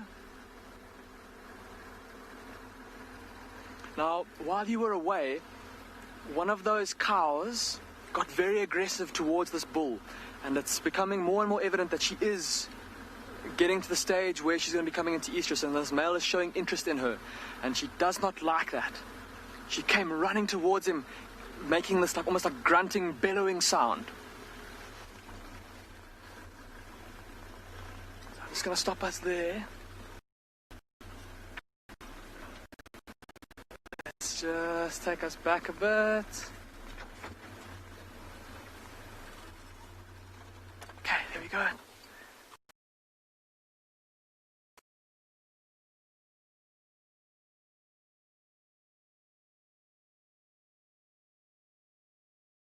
Of the Unfortunately, a little tech glitch, but I'm sure the guys will get it sorted out. But how nice is it to see rhinos on the screen? And it's amazing to me because I always think that it's something that really needs to be spoken about so much more, the education about rhinos, the plight that they're in, and to try and build the species up as a charismatic animal that people start to care about.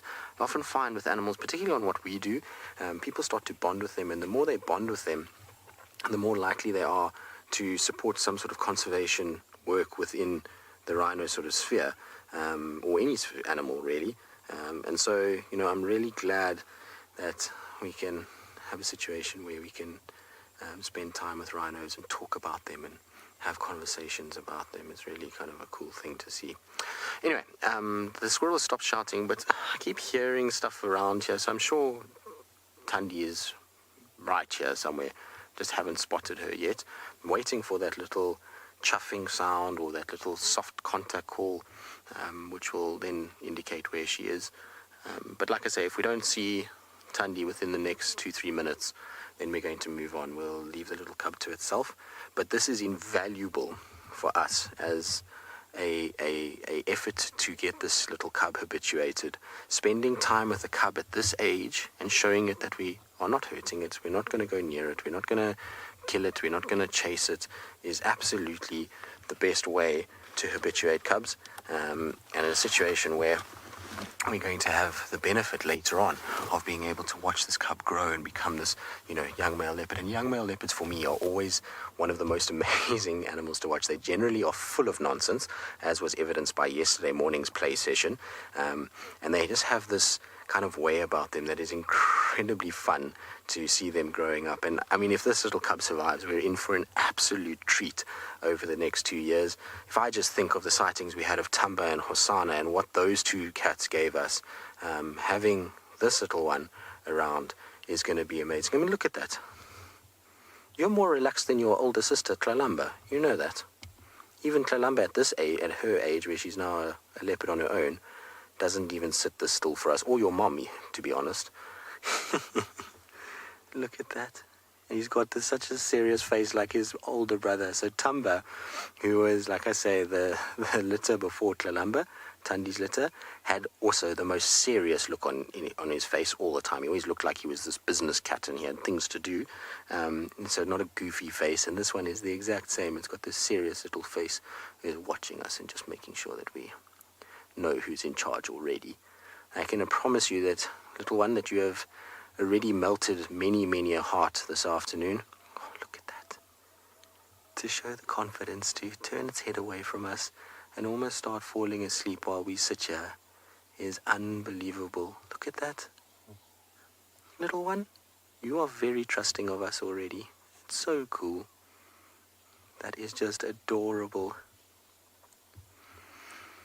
never too late. You say that face is so cute. I know. I mean, like I say, I'm sure he's melting hearts around the world right now. Look at that. Isn't that sweet? Oh. I can't believe this little cub is falling asleep on a log in the open with us watching it. I would have thought he would have seen us and would have gone in behind some sort of vegetation where he's not exposed. But, I mean, he's just like, well, you know what? I'm destined for a life of stardom. I might as well just start from a young age. And I can assure you, a sighting like this is as special as it gets, and is going to ensure that he does become a little star in his own right. Wow.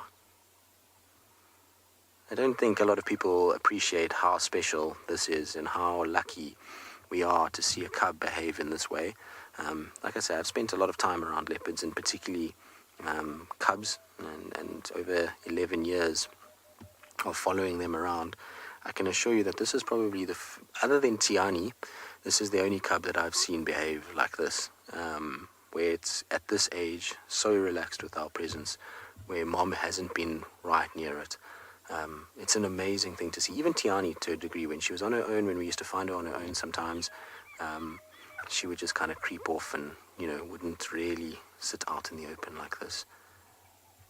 Wow. Little one, you are as cute as a button, that's for sure. Look at the size of those paws already. Can you see his feet are almost the size of his head? He's got monstrous sized paws already. It's something that's quite interesting with Thandi. All of her boys that she's had through the years, so Wabayiza, Bahuti, Tamba, all have had massive feet and big ears. It's a weird trait that they've got. They just tend to get it.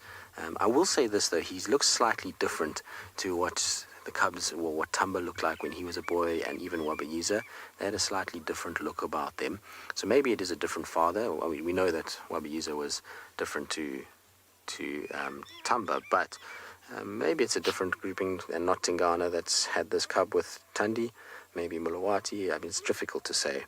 Could even be quarantined, given that she spends time on Torchwood. But the fact that she's moved the cub this side would probably strongly suggest Mulawati or Tingana would be the likely two.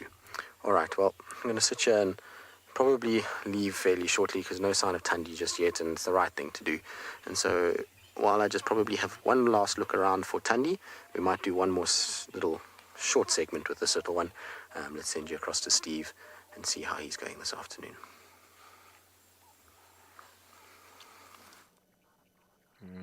Well, how special is that, everybody? Special indeed. Well, we found one of our resident Bateleur eagles.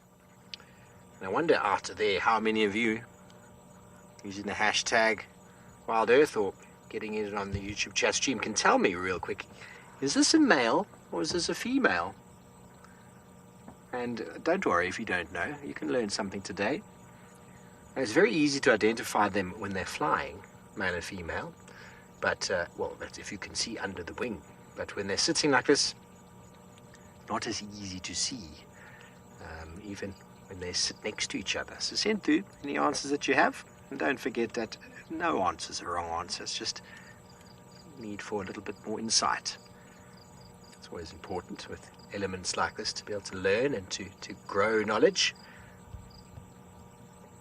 Very short tail. You can actually see where the wings come together at the back, and there's no tail there. The juvenile, which is brown in color, has got more of a tail because it's essentially training wheels. And then once they get a bit older, they lose the tail. Also commonly known as a short-tailed eagle, the Bateleur. And the reason why they have no tail, they have very good flight at low altitudes when there's almost no thermals.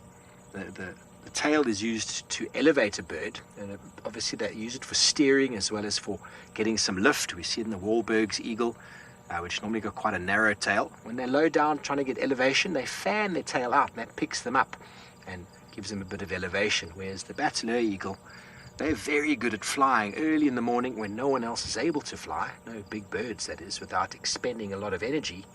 And they're able to find the first little bits of animal that might have been killed in the night, and Shumungwe is the local name given by the Shangaan tribe.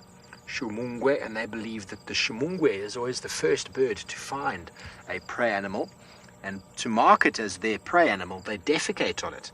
And you'll often find a dead animal on the ground has got a big patch of white poo on it, and that's often to do from the bird defecating on it, but not necessarily to mark it as his own. Well, we're going to climb down from the tree. We're going to send you all the way over to Tswalu Kalahari, to the two gentlemen on foot, see if they're going to catch up with those cheetah.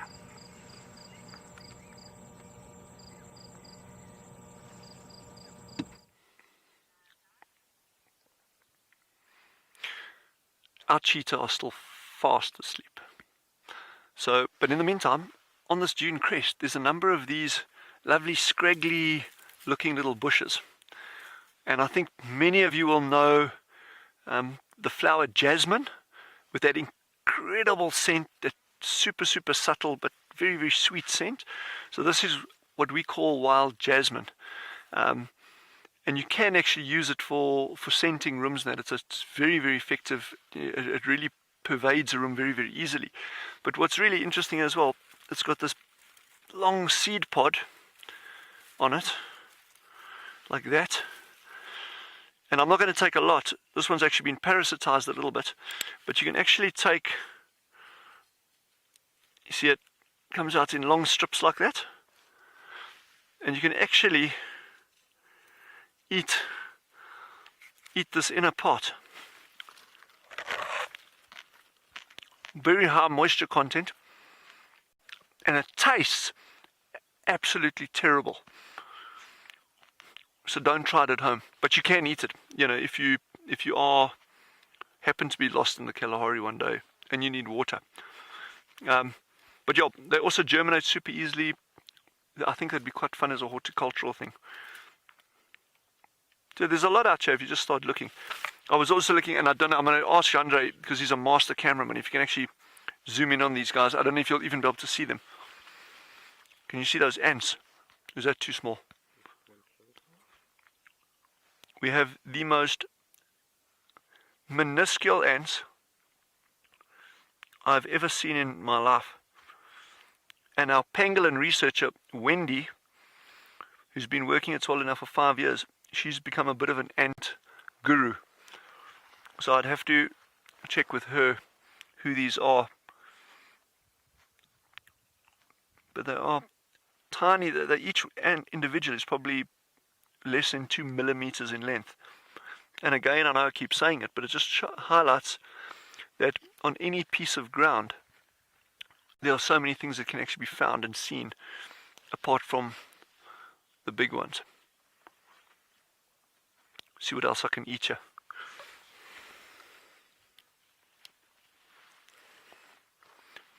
What a landscape, eh? Look at that. That's Kalahari.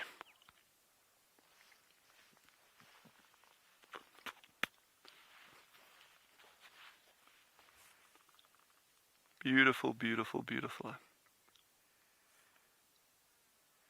Just when you see the extent of this, the vastness, then you start appreciating just how good these trackers are, that they can locate animals in this kind of environment, and the dedication that they need. Just persevere, keep going. But the rewards are there, you know, if you just take your time.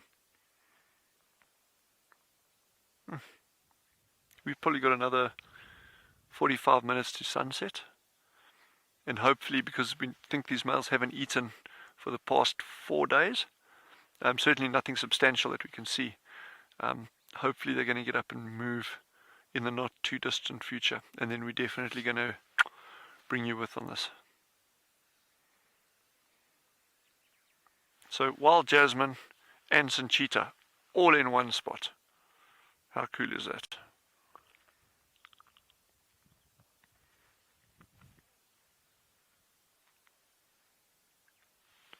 We're going to move a little bit closer, well not closer, but we're just going to get a better angle on the cheetah. And while we're doing that, I think head over to And Beyond Ngala and see what they've got on that side.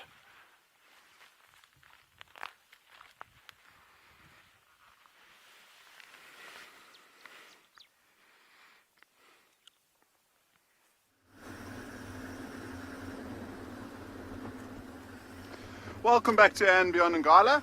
I hope that our signals, or we've at least come into a slightly better area where the signal's good. We might have some exciting news for everyone. It sounds like one of the maintenance crew who was moving from the tented camp to just do some general checkups is now moving back up towards the safari lodge, and in the process he thinks he saw some wild dogs up ahead of him on the road, and so we are going to try and get to him pretty much as quickly as we can, and it will take probably about 15 minutes, but I'd like to do it in 10 minutes if possible. So I'll concentrate on the road. Hopefully we manage to catch them before the sun goes down. It'll be very, very cool if we get to find them. It was something that we wanted to go and have a look for this morning and this afternoon, and it just so happens that as we're looking for them, they appear in exactly the opposite area of the reserve where we are looking for them. So it shows my understanding of wild dogs. But it will be super cool to catch up to them. I think the last time they were on Ngala was probably, oh my goodness, and there's a ground hornbill. We'll have to stop at this quickly just because the lighting is so beautiful. Southern ground hornbill right here in the late afternoon sun is just absolutely beautiful. Look at how much that red pops out, that very, very contrasting black color. Now often where there's one, there's a few more. It's got its head down. Let's see, it might lift up. Yep, there we go, a little grub. Sure. That is seriously beautiful.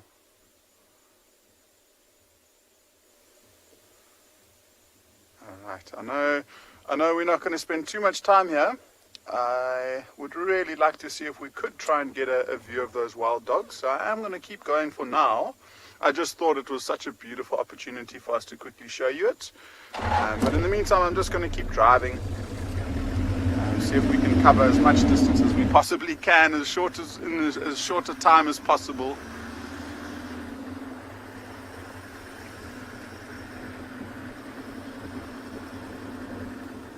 Oh, sorry, Lundeka, that came through not so well, but James Richard, you did mention, did you get that comment there, Owen? It's dream dogs. Oh, the dream dogs, okay.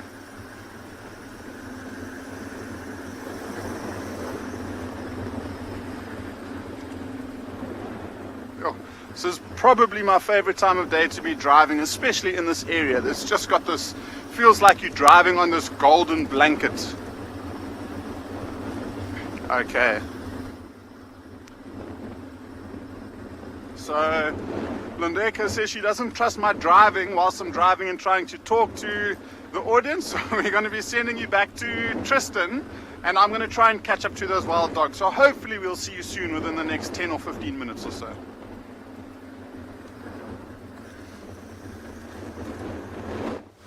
Well, hopefully you do.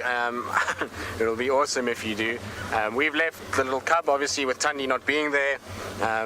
We've left her to itself and closed the sighting. The reason we stayed a little bit and did those couple segments there was just because of all the alarm calls that we heard. We were hoping that Tundi was going to make an appearance. I'm pretty sure she's on her way back to that cub. I'm almost 99% sure. You don't get Impala's alarm calling with squirrels, go-away birds, and rattling sticklers if there's not a predator around, in particular a leopard. So we're just waiting. Ultimately, it would have been worse for us to leave that little cub and drive off straight away, and then Tundi thinks that we've done something there and moves the den, whereas if she comes there and she sees us and we're relaxed and the cub is relaxed, it's going to be a far better reaction to what's going on. So we waited a little bit, the alarm calls died down, we came out basically along the line of the alarm calls to check if we could bump into her going that, but didn't, and so now the sighting is closed. No one else. For those of you that were worried about what was going on, like I say, after 11 years of doing this, pretty sure that we were okay doing what we were doing. So it's part and parcel of being out here. Unfortunately, with den sites, it's all the only way to check them is to drive there, and so sometimes you get there and mom is there, and it's great. Sometimes you get there and mom isn't there, and you've got to be a little bit careful of what you're doing. But there is also an important part of that whole process of sitting there with her now, is that the last thing we want is to go to that den site, see the cub and rush off, and the cub then starts to think that this thing is there, and then it's speeding around her and it's not staying. It was a good opportunity just to park for 5 minutes, watch her, and then carry on again. And so he knows, that little cub knows that we're not in any way a danger to it, and we're not going to hurt it. We've left it unscathed, untouched. And what amazed me about that little cub is when we left, it did not even move. When I started the car, it opened its one eye, looked at me, and went back to sleep, and we drove off, and it was still sitting on the branch as far as I could see from when we left. So epic though to have found the little one there, so chilled.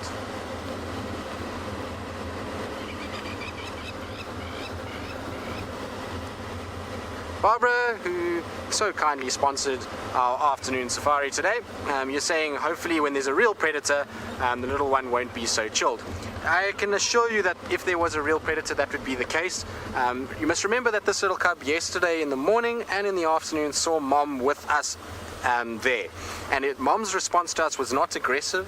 She just sat there. She was fine. Well, with me, I don't know with Steve, but sounded like she was absolutely fine. And so he's learning from her that we're not something to be too concerned about. But what I did notice with that little cub is when the impalas were alarm calling and the squirrel was shouting, the cub's ears were focused and they were looking, and what it did is it pulled its back legs up underneath its bum. Now that's always an indicator from a leopard or a lion or any cat that it's preparing itself to potentially have to move. So already the instinct is there to know that, okay, I can hear alarm calls, that could potentially be something that is dangerous, even if it's mom.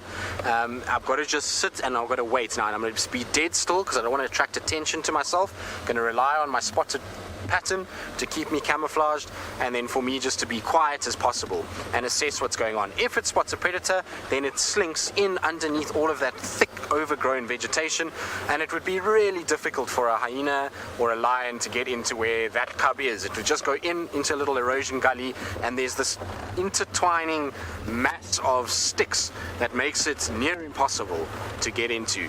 I know because last time Kalamba was there, when she eventually left, many months later, we did a bushwalk there, and I actually went and looked in there to see what it's like in there, and it is, there's no ways that a lion is going to get in there. I mean, maybe a male leopard if it really squeezed and pushed and tried, and a hyena maybe as well, but even then it's eroded and deep enough that it will kind of form this little pitch where this little cub can get in and get low, and all these branches over the top of it, that it would be really tricky for anything to get to it.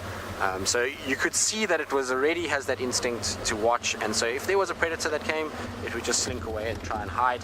The other nice thing is that seeing it on that fallen over tree means that it's starting to get confidence to know that trees are a safe point, and so if something like even a male leopard came, it can climb onto branches that are thinner than my finger because of its weight, whereas a male leopard is going to go onto a branch this size, it's going to fall and probably hurt itself, so it won't chase a cub any further than that, and even a female leopard won't be able to get to the same branches that little cub can get to at the moment. So it's at that phase now where its possibility of survival is getting that much better, and I'm pretty sure its reaction to a predator would be far different than its reaction to us. I think it's going off what Tundi did yesterday more than anything else. But I'm pretty sure she's there. I can hear more alarm calls coming from this block, so I'm pretty sure she's somewhere in that area. But we're going to head off to the hyena den. Let's go get some more cub cuteness. And while we do that, let's send you over to Tswalu Kalahari with the cheetahs.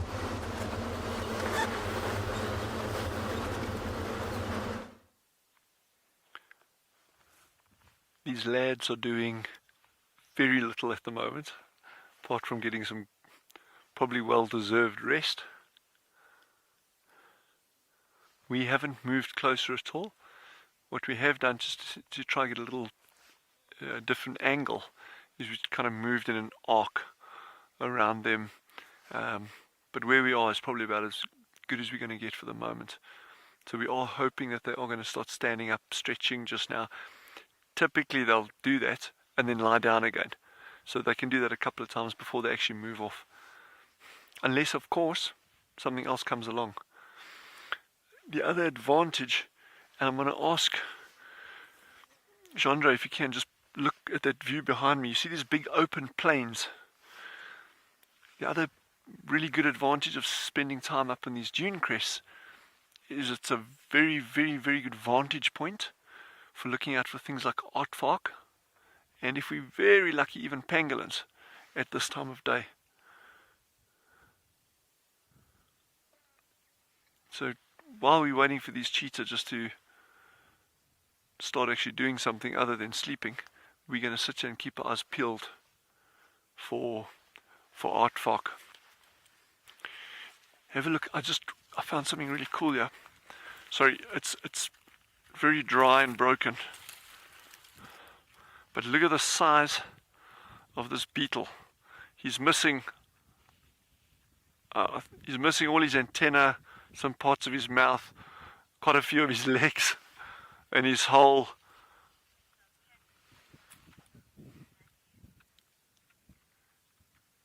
So Matthew, can we see dung beetles? We're going out of dung beetle time now. It's starting to get too cold in the evenings. But this is similar. This is called a tenebrionnid. It's one of the tenebrionids. And just look at the size of that boy. Look at the size of that. But totally harmless, can't bite, and something's already got to him. Look, he's completely hollowed out there. And flightless, eh? See this covering on the back? It's actually fused, and these beetles are flightless, they don't fly. There are some really cool things out there, eh? Anyway, with the Ngala, Phinda, Pride Lands, and Djuma, any of these places, there's just so much life out there, and death, but creating new life. And just take the time to look for the little things as well. So we're going to keep our eyes open for little things while keeping an eye on these cheetah.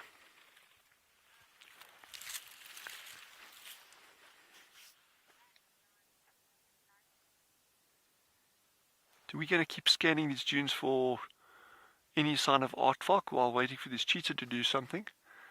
And I think head over to Phinda in the meantime.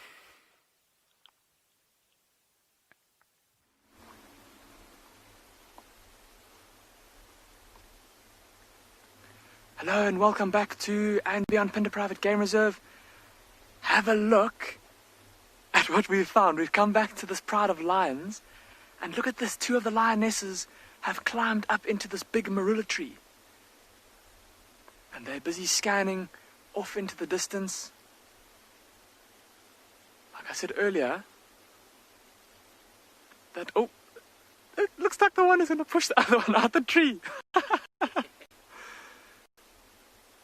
I don't think she means to, but I think she wants to get down. So, remember earlier we said that the one lioness looked a little bit skinnier than the others, and that's her on the left.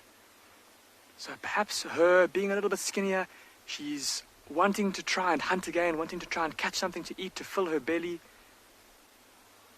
Listen to the Impala's alarm calling.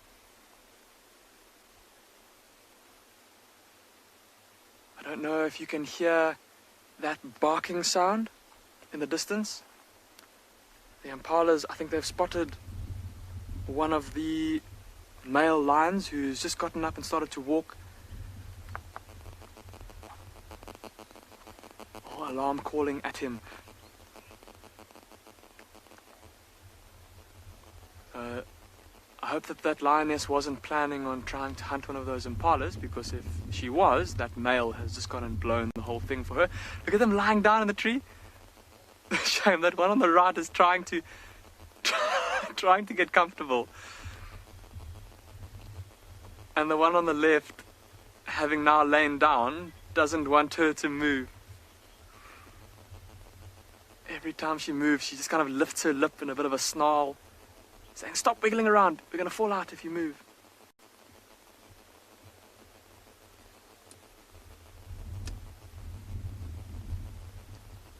Look at how she's lying, almost like a leopard. Look at how her paws are draped over the front of that marula branch, and then her back leg hanging just beneath the branch.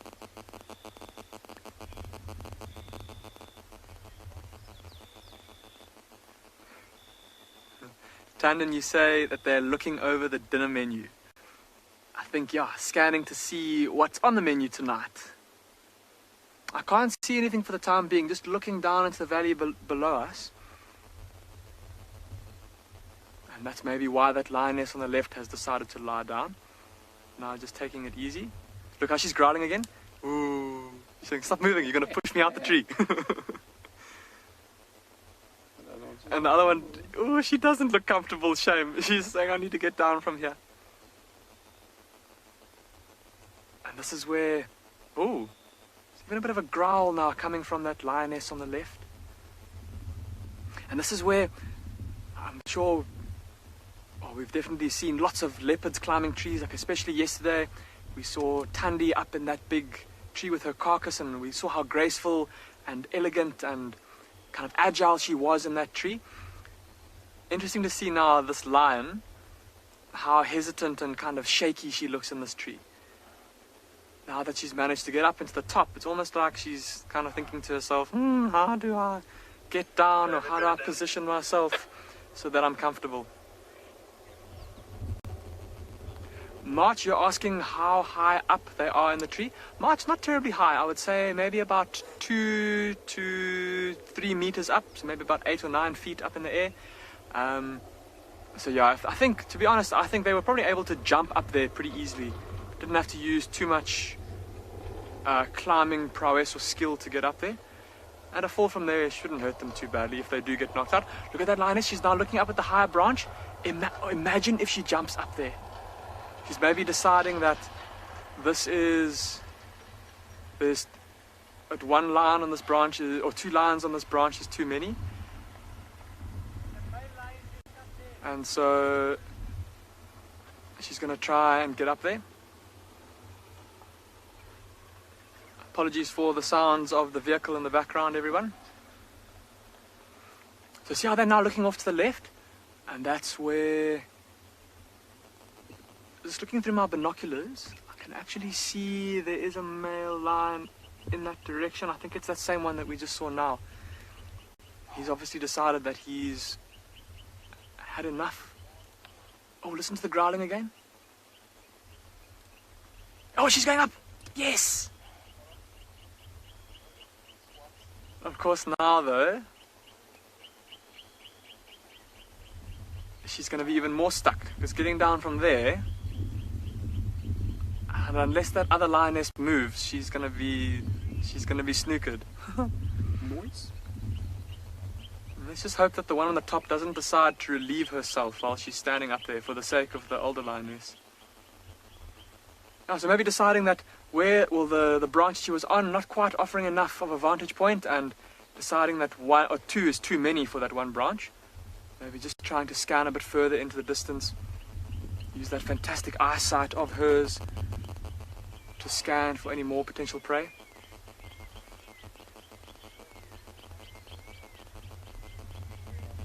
Miss Anamandris, you're saying that they look like trapeze artists.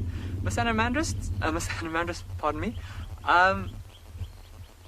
I think so, yeah. Maybe not as graceful as a trapeze artist, and it'll be, like I said, it'll be interesting to see how they come down. So we'll save our judgments of their gracefulness until then.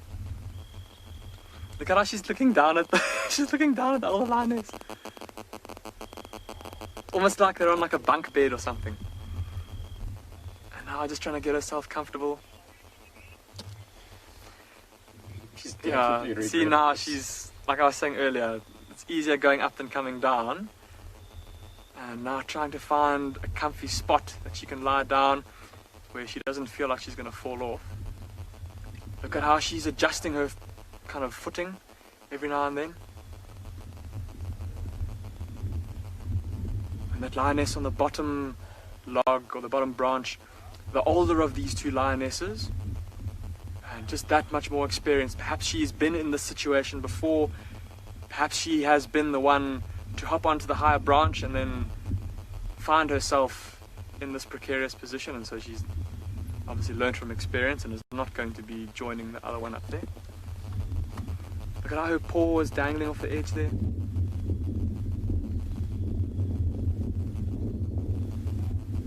It's quite a steady breeze blowing in from the north.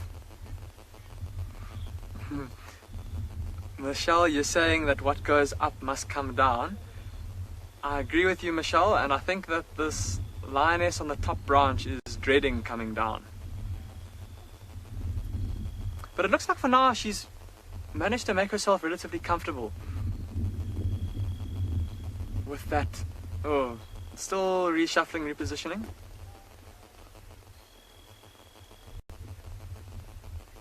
What is she doing? She's rubbing her neck and her head against that branch.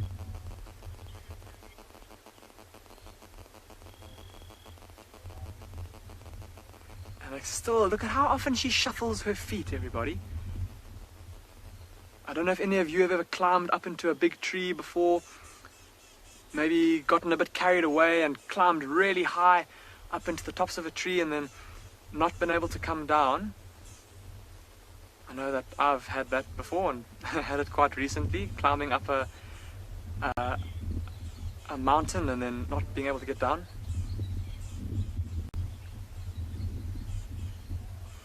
Heart Glowy, you're asking what has prompted them to climb into this tree. Heart Glowy, I think it's, as we were discussing, it's just to gain that bit of elevation, to use the tree as a vantage point, to scan for potential prey. It may have also been, we've been discussing this lovely cool breeze that's been blowing and how, certainly in the case of the lioness that's lower down, they've got quite full bellies. So getting up out of the long grass and a bit higher up into the breeze to help them cool down.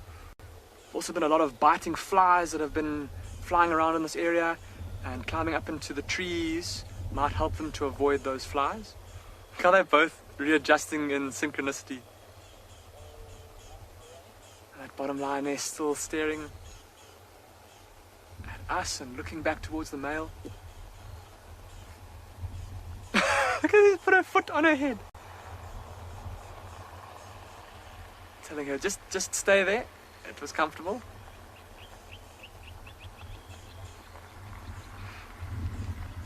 And very kind of leopard-like now in her posture is that top lioness, but still doesn't look as at home or comfortable as a leopard would. Look at how, as a leopard would. Look at how her tail is still arched and twitching, and it almost looks like her back legs are about to fall off there. Just be careful there. If you let that back leg slide too much, you're gonna find yourself in a battle against gravity. There we go, she's adjusted. Almost comfortable. And while this top lioness is kind of monkeying about, if you will, that bottom lioness, look at how alert she suddenly looked off in that direction away from us. Ah, never mind. I thought that she might have spotted something, but she's now turned her attention back to our direction.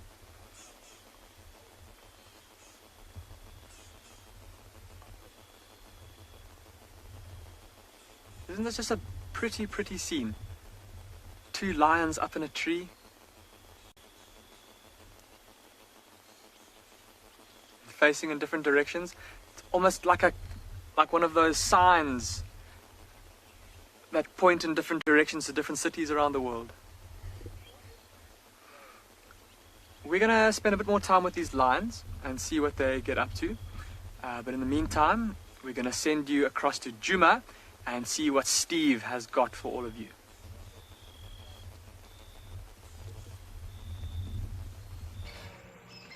Welcome back to the Sabi Sands, everybody, where we are just taking a quick moment to look at the moon. And if you have the inclination and the time, please feel free to go to the link below and help support us, bringing you wild and wonderful images from the African wilderness. We really do appreciate that. Absolutely love watching the full moon, or the moon in general, through this camera. You just get all these little edges. If you ever do have a pair of binoculars, look at the moon, you can really get some good perspective of it. Really quite incredible. About the slight jittering of the lens there, it's zoomed in to get you those images. and just breathing. It's causing the car to vibrate just slightly. Oh, wonderful. What a wonderful evening. Birds are shouting. Had some crested francolins there before. Shouting their evening chorus, trying to attract their mates back to them, and also declaring territory for the day, letting all the other francolins know that this is their spot. Don't dare come and take over.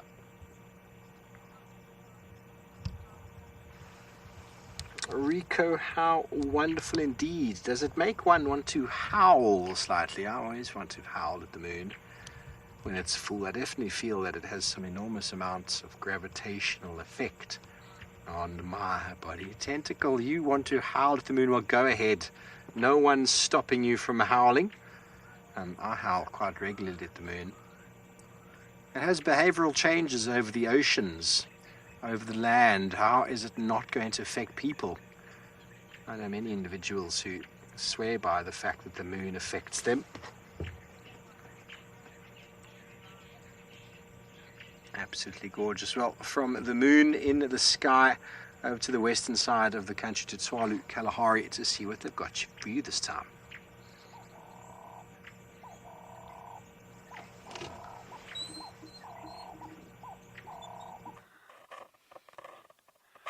While we're sitting waiting for this cheetah, waiting for us, we're looking around on this dune crest, and there's lots of these buckspoor spiders. We had a look at one the other day, which really cooperated nicely. You can actually lure them out of the nest, just not right out, they'll sort of pop out, investigate, and go back in again. But it's this feature over here. And for those of you who haven't yet seen one, there's two lobes like that. That's where the name derives from, because it's reminiscent of a buckspur. Looks kind of vaguely like a buckspur. But the females are the ones that live in these web-lined burrows, and the males are just free range. And they actually mimic some ant species called Camponatus ants. If I see one of those, I'll point it out to you. But I'm going to see. I don't know if this one's going to react, but we'll have a look there.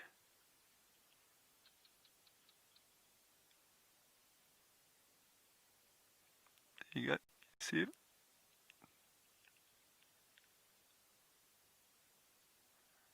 Did you see it? Look.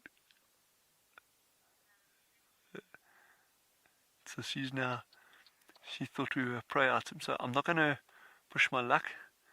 We're going to leave her alone now. But how cool is that? What a incredible ambush technique. Those indentations on the side, and now I'm just thumb sucking now, I'm just talking as I'm thinking here. Those indentations on the side may in some way function similar to an antlion nest, where a insect that walks past gets onto that little sandy slope, may actually just battle a little bit more to get out, which could give the spider more of a chance to actually grab it.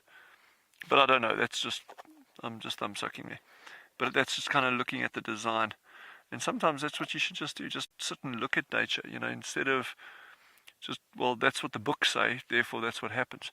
Your own observations are invaluable to science, if they're recorded. And you can do these things in your backyard. You'd be surprised what you can learn about sitting watching nature in your back garden. So I hope this young lady has some good hunting tonight. She's well placed on a dune. We're now 20 minutes away from sunset. Hopefully there'll be a little bit more insect life around for her, and hopefully there'll be some cheetah action for us. So don't go anywhere.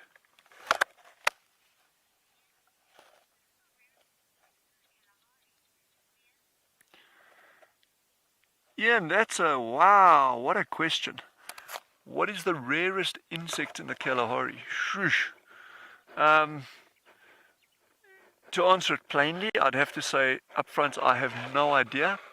And why I say that is, one would assume that we know what all the insects in the Kalahari are in the first place, which we don't. We are so far off that. What I can say is that we are finding every time we get one of our research teams down here, and these guys can be based here for a weekend, they can be here for 2, 3, 4, 5 years at a time, and really a remarkable bunch of people, and I hope to be able to introduce some of the work they do to you guys over the next couple of weeks in terms of what we're learning about out here. But the guys doing the insect work, they're finding new species all the time. And not even new species, we've had guys finding new genera. That's like whole groups of insects. So yeah, that's to say which is the rarest one in the Kalahari, it would be extremely difficult for me, and I wouldn't be able to give you an accurate answer on that. So while I'm pondering rare insects and cheetah, I think head over to Impala and see what they got there.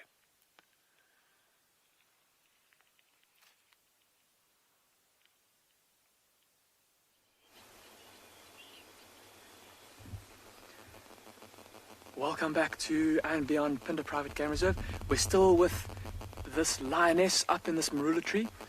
You'll notice that the one from the lower branch has now jumped down, and she's walked past us, busy contact calling, no doubt heading off to go look for the rest of her pride. But the lioness on the top branch is still up on top of her lofty perch and still looking off towards the northwest, and also contact calling now.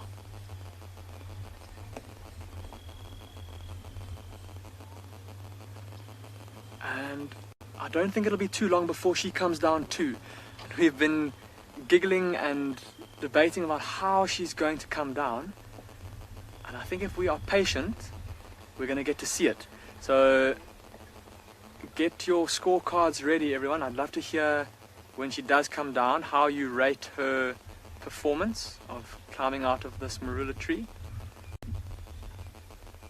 We'll see if she tries to jump down onto the lower branch and then onto the ground, which shouldn't be too hard for a big cat of her strength and agility. Can you hear that soft grunting sound that she's making, that little contact call? There, that little oh.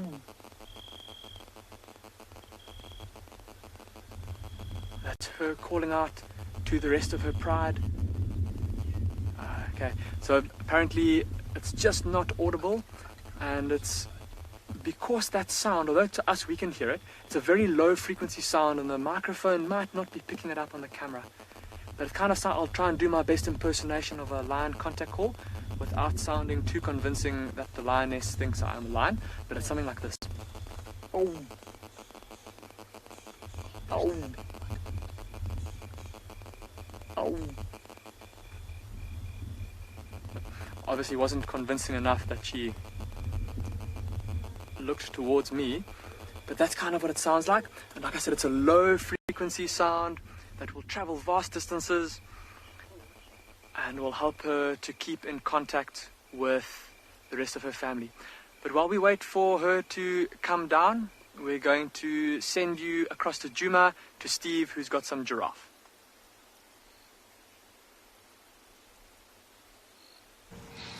Indeed, we have got, just as we came, this little young male giraffe was drinking. Now, when giraffe drink, they don't drink for very long. They put their head down to below their ankle level. That's huge amounts of pressure on the brain. They would be anyway if they weren't as designed as they are. You can see it's a young male by the tufts on the top being, the ossicones being quite broad. Licking his lips, that was delicious. Giraffe get most of their liquid, beautiful pink skies behind, get most of their liquid from the vegetation that they eat. They give off a very highly concentrated uric acid type of urine. You wouldn't say it's uric acid like a bird. It's very highly concentrated, very yellow, and obviously their specialized liver allows them to maximize the water absorption in the body. It's a nice little journey of giraffe we have over here. Moving through. We're actually on a Cheetah currently. We've been bumbling around for some time, trying to see if we can find anything. There's the electricity poles in the background, unfortunately. Wonderful light on these giraffe.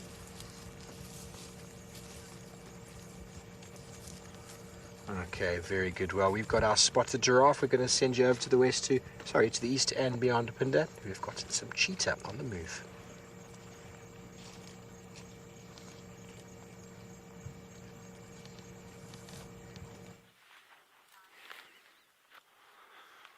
So the two cheetah males have just got up and moved a little bit down the dune into the shade. They're grooming each other. We had a wonderful question yesterday about, do cheetah males groom each other for social bonding? And I can't give you a better answer than what they're actually doing in front of the camera right now. And you can see neither of them appear to have any obvious signs of blood on them. In other words, they're not grooming necessarily to kind of keep blood off from a kill, or clean blood off from a kill. This is allo grooming for social bonding. This is very, very, very cool to see this.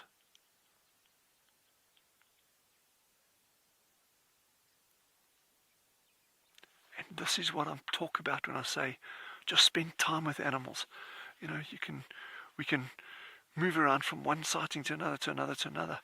And yet the advantage of spending time, whether it's a spider or a fly or a cheetah or a leopard, whatever it is, you start seeing the cool stuff when you spend time.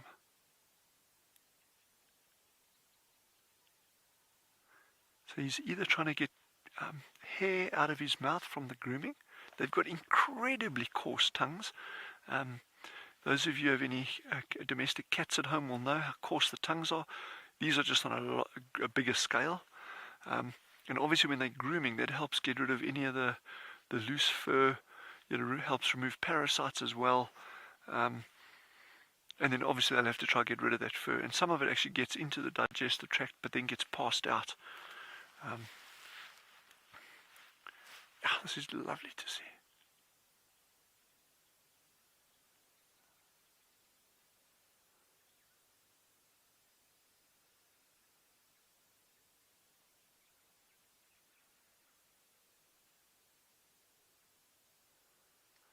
They're already a lot more active than they were at the same time yesterday.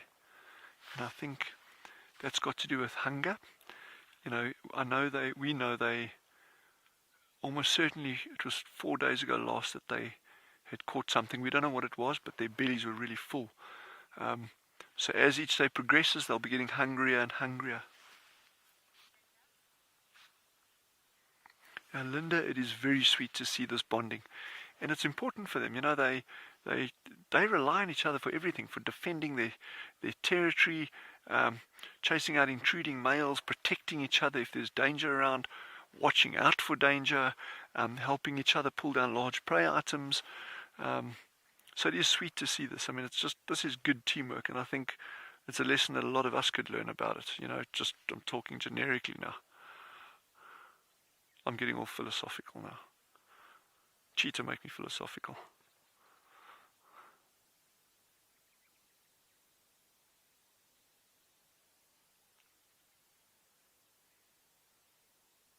Wow.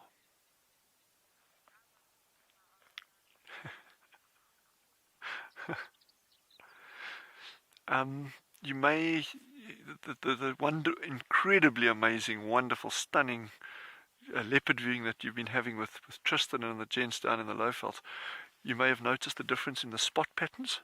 You know how you can identify individuals, but then if you compare them to cheetah, which we can use the spots to identify cheetah, but look at the difference in the actual spots on a cheetah compared to a leopard.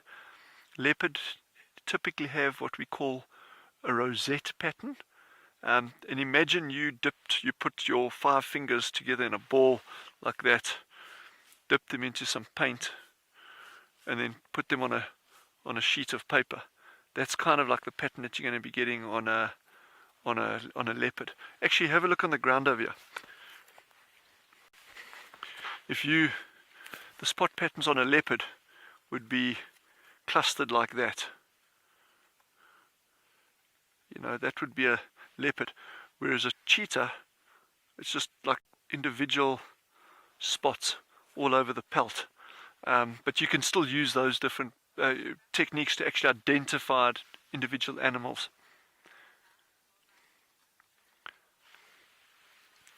But we're going from talking about spotted cats, leopards, amazing cheetah, and apparently Tristan has some hyena for you, spotted hyena, so head over that way.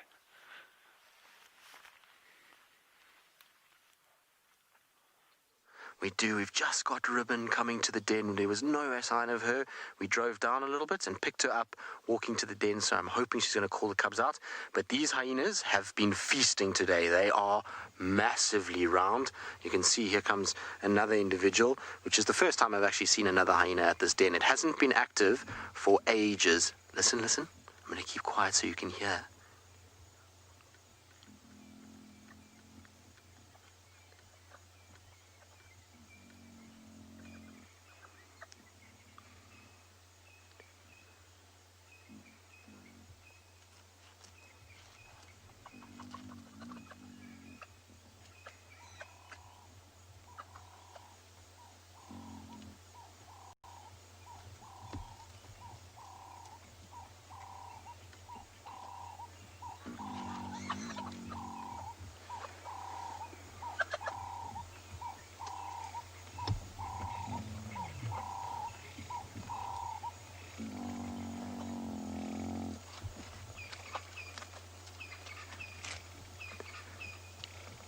That's cool.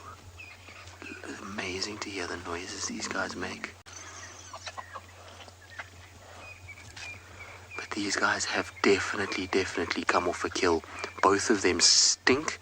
Ribbon has got blood all over her neck. Her tummy is distended, and we know yesterday that she didn't look like this. So she's definitely gotten a meal during the course of the night. She quickly came and said hello to the cubs, and now looks like she's off again. So I don't know if it's going to be better to follow her and see where she goes, and maybe they lead us back to another kill, and that they just came and checked in with these two little ones. Hello, guys. Super cute little things. But of course, when Ribbon moves off, we can't stay with them, exactly like Tundi's cubs. It's the exact same story, but we thought we'd just come and have a little look. Like I say, there's been one vehicle that's been trying for 10 days to see these little ones, and every time they come, Ribbon's not here. So it's a hit and miss situation. It's why we haven't been to the den a lot, because we keep hearing on the radio it's not active. But obviously, we just timed it perfectly that we bumped into her walking this direction and then followed her to the den, which would have been the easiest way to get a view of these sweet little faces. Hello, you two. Now, like I say, unfortunately, we can't stay if she moves. I'm just watching, just trying to see if I can see her still. She's still there. Okay, we can stay for now, which is a good thing because she's just stopped and looks like she might be turning and coming back again. Maybe she was just scanning around just to see what's happening, but she is definitely still got blood on her neck. So whatever she fed on was either this afternoon, well, must be this afternoon, because generally if it had fed last night or this morning, that neck area would be clean. But she's still got blood all over it. She smells, which is an indication that she's eaten something probably that's got a little bit of a stink to it. So that's normally something slightly older. Now, I know this morning Steve said he had vultures and things towards the west, and she came from the west moving eastwards. So maybe she's finished up there, and that's what she's done. All right, you two, your mom has left, so we need to leave you too, and I want to follow her in case she goes back to this kill, because you never know what that could be. Maybe there's a buffalo kill somewhere. We know that the Nkuhumas have been around, lots of buffalo have been around. So yeah, especially with it getting dark like it is now, now's not the time to be with the cubs of any sort. If it was a bit brighter, it would be better to stay with them. But being that it's quite dark and mom moving away, I don't really want to stay. You never know, maybe a leopard comes in or lions or something like that, particularly because of how strong she smells and she's walked in this direction. So Lauren, I mean, these are things that are an unbelievable part of nature. Is how do cubs, in general, I mean, we're not talking just hyenas, know that they must just stay where they are. Same as Tundi's cub. There's going to be subtle little vocalizations and body language from the mother that the cubs are going to understand. And they're going to figure it out, and they're going to know, okay, that is a sign that we need to stay. And generally, if mom doesn't want them to come with her, she's going to move straight away. And we're going to go into infrared as well, but just before I finish discussing this so that David can actually get a shot. So now. But the cubs will have picked up a subtle cue from mom to say, I'm you know, I am in a situation where I'm not going to be staying, I'm just passing. So those little soft calls that we heard, part of that will be communicating to the cubs to say, listen, you need to stay here, we're going to go away. And also, like I say, her body language, if she was going to let them come out, she would have moved and laid down and then would have said something. And let them suckle. All right, now our hyena's on the move. We're going to follow her. Hopefully she might take us back to a carcass. In the meantime, let's send you to other spotty creatures that are also on the move at Tswalu Kalahari.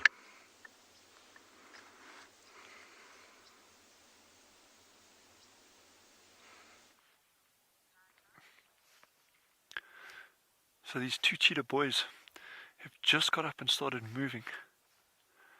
The one went and scent marked on a tree, and the other one is just lying down in front of us here. But moving steadily away. Obviously, we're not going to be able to follow them, and I wouldn't want to follow them on foot while they're moving away like this, just in case we disturb any hunting or anything. But this one might go scent mark. Let's see. Come on, you can do it. Yes.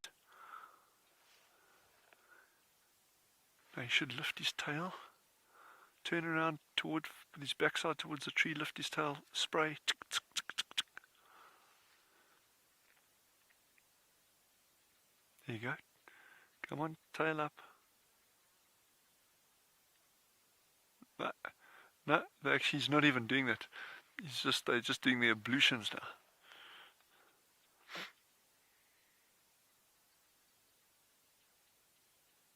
Yeah, we're incredibly lucky to see this. This is fantastic, man. Gonna follow his brother out.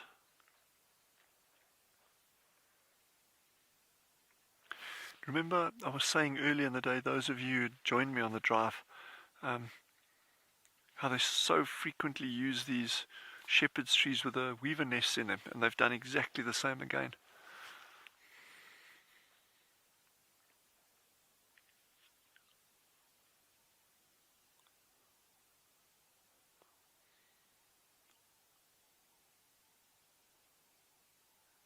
And if you can maybe zoom out.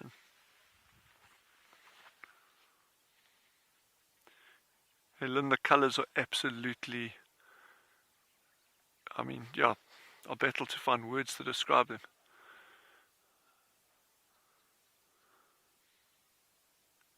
But when you see those two cheetah walking through this plain in this landscape, you just realise the vastness of it. And how stunning it really is.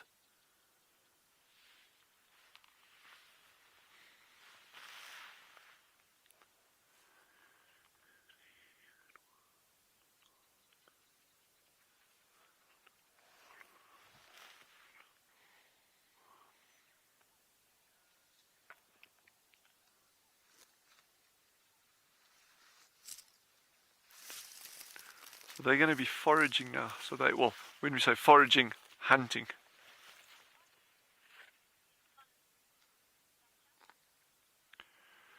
Thatcher cheetah females are typically solitary, unless they've got cubs with them, or you've got males that are mating them at the time. But otherwise, your females normally move by themselves. It's your males, like these ones, that go in coalitions.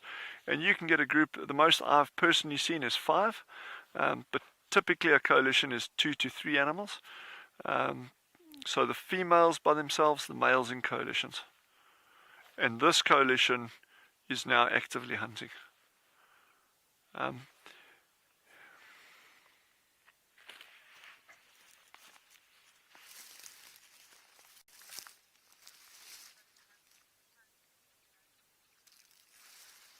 Well, we've got a sublime sunset coming on here. But I think head over to and beyond Pinda, and they've got some good lion sightings on that side for you.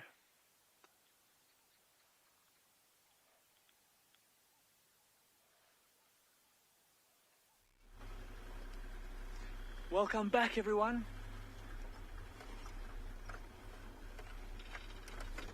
Now, those lionesses have unfortunately both climbed out of the tree, and they've rejoined the rest of the pride.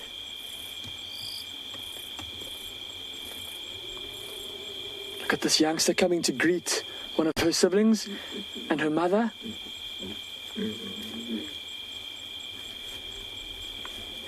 Look at that.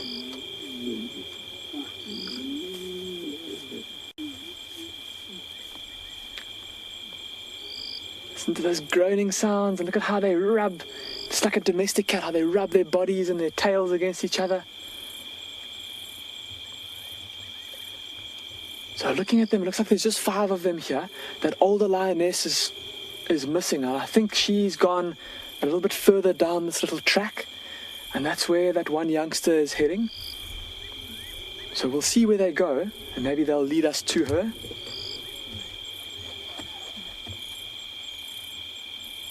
And remember, we said that they were contact calling each other.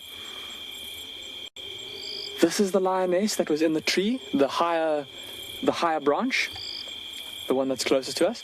And I'll tell you that her dismount was quite graceful, if you were wondering. Marcel did manage to film it, and so we'll have to post that at a later stage to show you all how she got out of her predicament. Like I said, it was more graceful than I was expecting. She jumped from the top branch onto the slightly lower branch and then down onto the ground.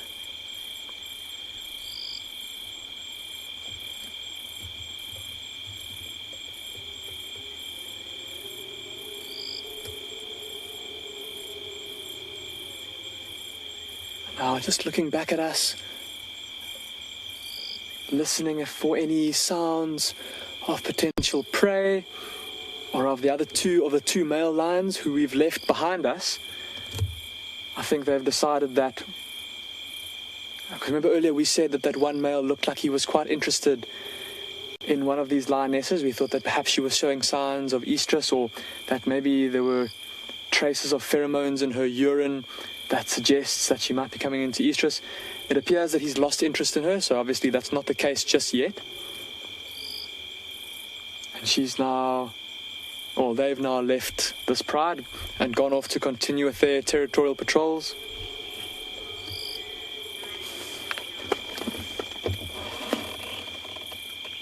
Oh. Well, Londeka says that Final Control has managed to put together a little replay of what Marcel and myself watched a little bit earlier of the lioness climbing down the tree. So once again, I'd love to know what you give her in terms of a score for her descent out of the tree.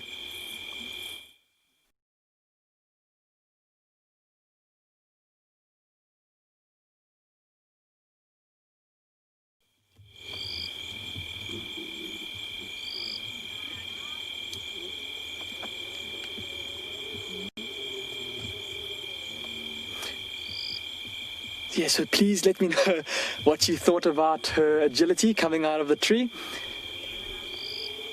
And look at how tender and loving these little moments are between this pride. Lions all rubbing their heads together and grooming each other. Look at that young male on the right. Looks like he's lapping up the attention, having his mother grooming him. Licking his head. Oh, everyone's apparently saying a 10 out of 10. I think I agree with all of you. She was pretty graceful coming out of that tree. For a lion, yeah.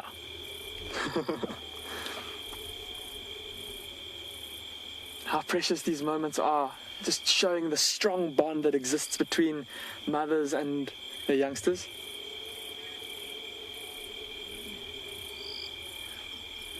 Zephyr, you're saying that you've deducted 3 whole points from her score because she didn't point her toes. I agree. Oh, Marcel also agreeing, a 7 out of 10. I think both of you are very harsh, or perhaps you've got a background in gymnastics or diving. I don't know, I thought it was pretty good. So fantastic just to spend a bit of time with these lions now. With the falling of darkness, and they've all started to wake up a little bit, and they're going to spend the night moving around. Like I said, that younger lioness does look like she's hungry, so she may go off to hunt, and of course the rest of her family will probably follow along. Even though their tummies are relatively fat, if she does manage to catch something, no doubt they'll want to get in on the food as well.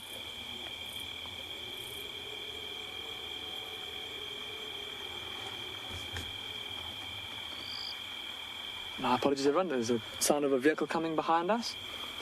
But see now the lioness and one of the youngsters heading off in the direction of where the rest of the lions have gone. Okay, we're going to stick with these lions for a bit and see where they go to. In the meantime though, we're going to send you across to Juma with Tristan, who's got some hyenas.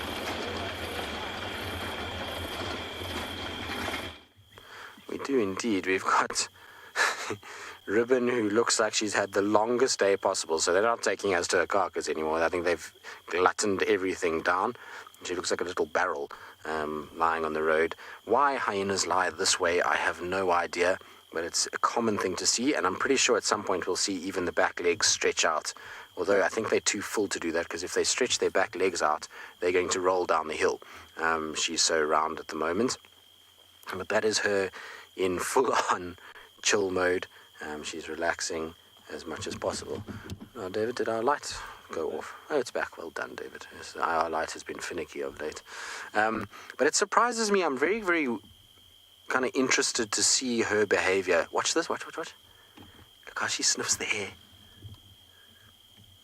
It's amazing to see. She's been doing this the whole time. Head up, sniffing.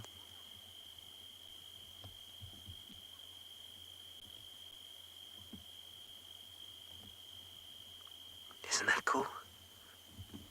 So this is how they sometimes will find kills, is that there'll be a drift on the breeze of the smell of a carcass or something like that, and they then rely on their nose. And she's been doing this a lot. She's been standing on the road and smelling and sniffing and head up in the air the whole time. But what I was going to say is, why I'm surprised is that you hear her? She was talking.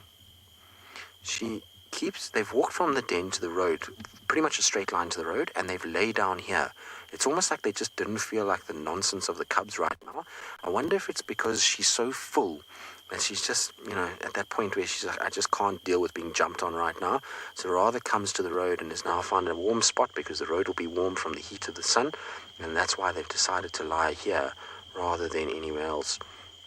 You can see another hyena behind her lying on the road. You might just see the eyes every now and then. It's quite dark behind her, but I don't know what she's smelling. She's been doing this the whole time, just nose in the sky, and there's not much of a breeze this evening. In fact, it's a very still evening, but there's something that is intriguing her.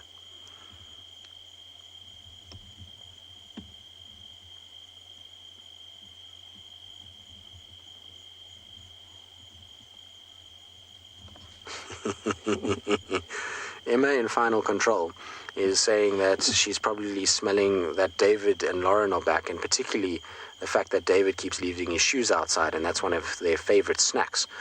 So Davia, she's smelt you home and knows now. It's time to come and raid camp again for some chew toys for her little cubs. Emma also said to me that it's like the crew in the mornings when our chef bakes banana bread, and everyone's got their nose in their ears as they go off towards camp. Now I think she's going to just go and investigate that area. I'm hoping that she might call. Nope. Walking off. No calling for us at this stage, I'm afraid. The other hyena might just be a little black spot. Not easy there. It's a little bit outside of the IR range. Let's go closer. I'm not 100% sure which hyena it is. It's too dark at the moment, and I don't have my spotlight with me. Oh, I do actually, but it's just not on, and I don't want to spot it when we're in infrared. Let's see if we just go a little bit closer. I can tell you one thing though, they absolutely stink. It's the most horrible, putrid, dead, rotten feces smell that we're getting at the moment. It really is unpleasant when you park where they've been sitting. It's not nice at all. The thing is, though, is that it looks like they're heading up towards, back towards the Philemon's kind of cut line area, which is back towards the direction where Steve had those vultures this morning, and Bateleur and Tawny. So I'm going to just loop around to Philemon's, just check if they don't come out there. If they don't come out there, then they might have gone back to the den. If that's the case, I'm not going to follow them, purely of the reason that maybe us following them to the den is why she didn't stay. She might have just thought, well, I'm just going to take you away, and now that we're here, she goes back again. Could be that, and if it is the case, then I don't want to kind of stress her in any way. But I'm just going to go around. I want her nose not to go, there's something. Yeah, so let's go and just shoot around. It's not very far away from where we are. I suppose I should get my down below me somewhere. Making it easy. I thought we were going to be kind of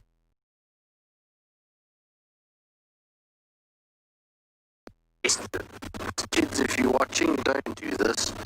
Don't drive while going to drive. Leg out the car. There we go. Alright, now we've got our spotlight. We can actually do what we need to do in the dark. In the meantime, though, it sounds like my mic is being full of nonsense again, so I'm going to send you across to Steve.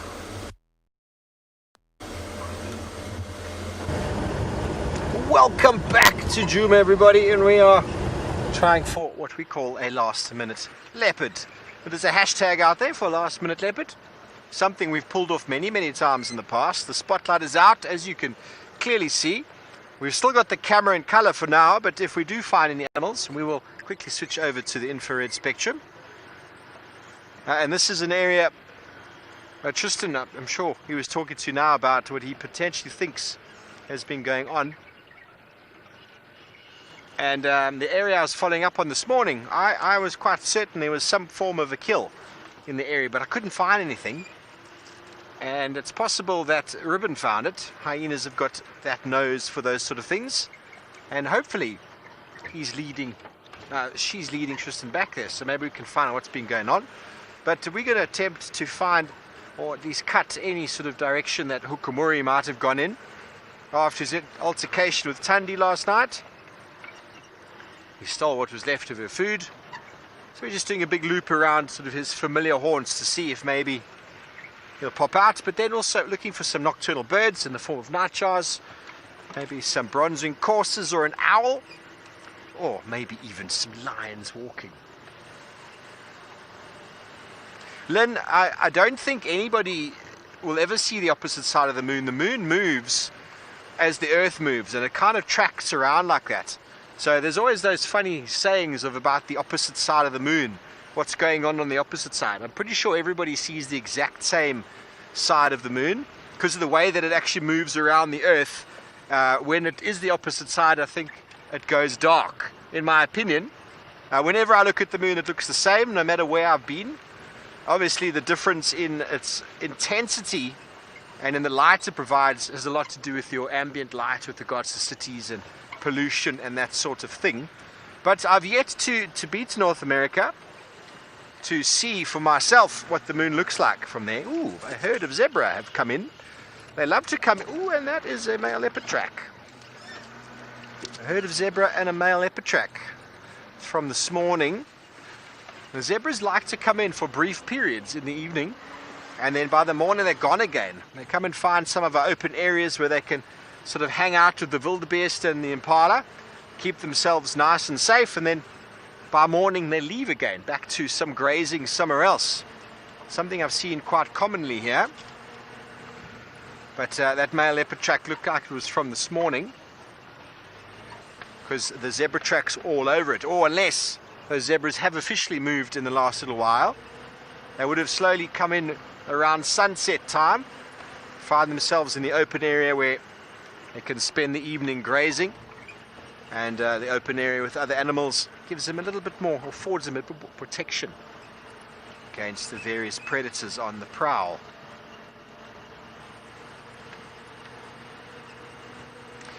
Oh, Barbara, we are so happy you've enjoyed your drive this evening. It's been wonderful sharing our information with you, and we hope you keep watching. I have no doubt you will. It's a very special program. And it's wonderful to be a part of it. We'll be bringing you images. We'd like to show you an image or two, apart from the back of my head right now, but that's just the way it works. Out here, you've seen some wonderful animals already this evening. I'm interested in managing to find that little cub. Lions and trees, cheetahs on the ground. What more can we ask for? And well, let's go back over to and beyond Pinda and see what they've got for you this time.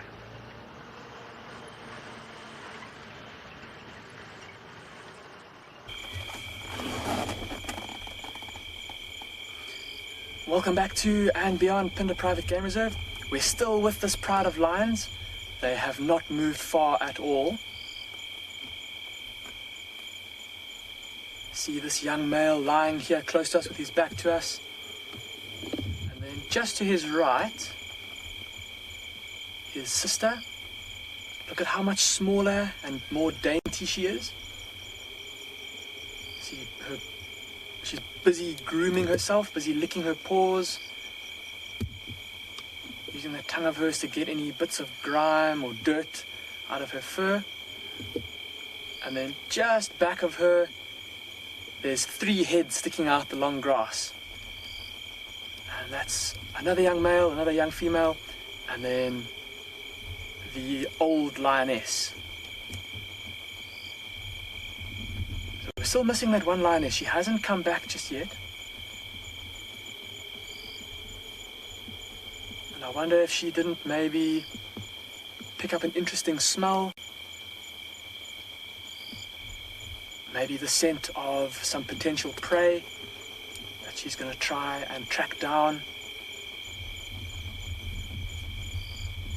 The rest of her family content just to rest and wait for a bit.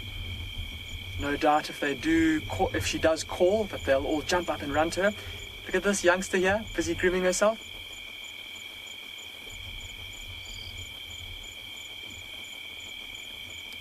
One of the youngsters getting up there. Looks like a young male. I don't know if you can just make out that mohawk that's starting to grow along the back of his neck. Let's see what he does. See if he comes to greet his sister. Watch this. Look at that. So, a lot of you saying or thanking us for finding rhinos today. We're so glad we've finally been able to show you some rhinos. It's something we've been very excited about, and something we're definitely going to be looking for, I suppose, possibly every single game drive. We'll do our best to show you as many rhinos as we can. Something special that we bring to the table here with Pinda joining Wild Earth. As well as many other interesting animals. And of course new prides of lions, new cheetahs, and maybe even if we're very lucky, some new leopards. Oh, there's the other lioness. Sorry everybody, I've just noticed now, I just saw some eyes glowing in the dark. Just behind that bush is the 6th lion. So they're all here, all accounted for, and all resting up. Look at this young female lion busy grooming her brother, and that big yawn.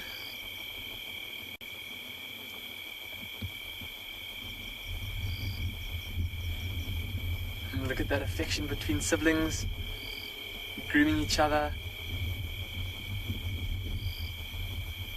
Very, very, very special. Now grooming himself. It sounds like it's been quite an eventful day. On Wild Watch we've had lions at Pinda, cheetah at Tswalu, leopards at Djuma. We've had rhinos and buckspoor spiders and owls. It looks like the lions are all heading off towards that lioness off in the distance there.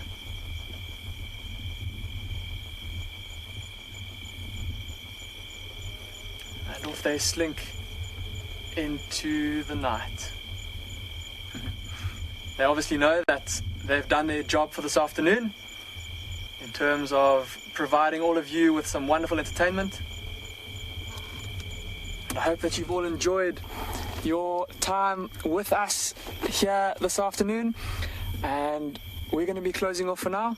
We'll see you all tomorrow morning for another sunrise safari.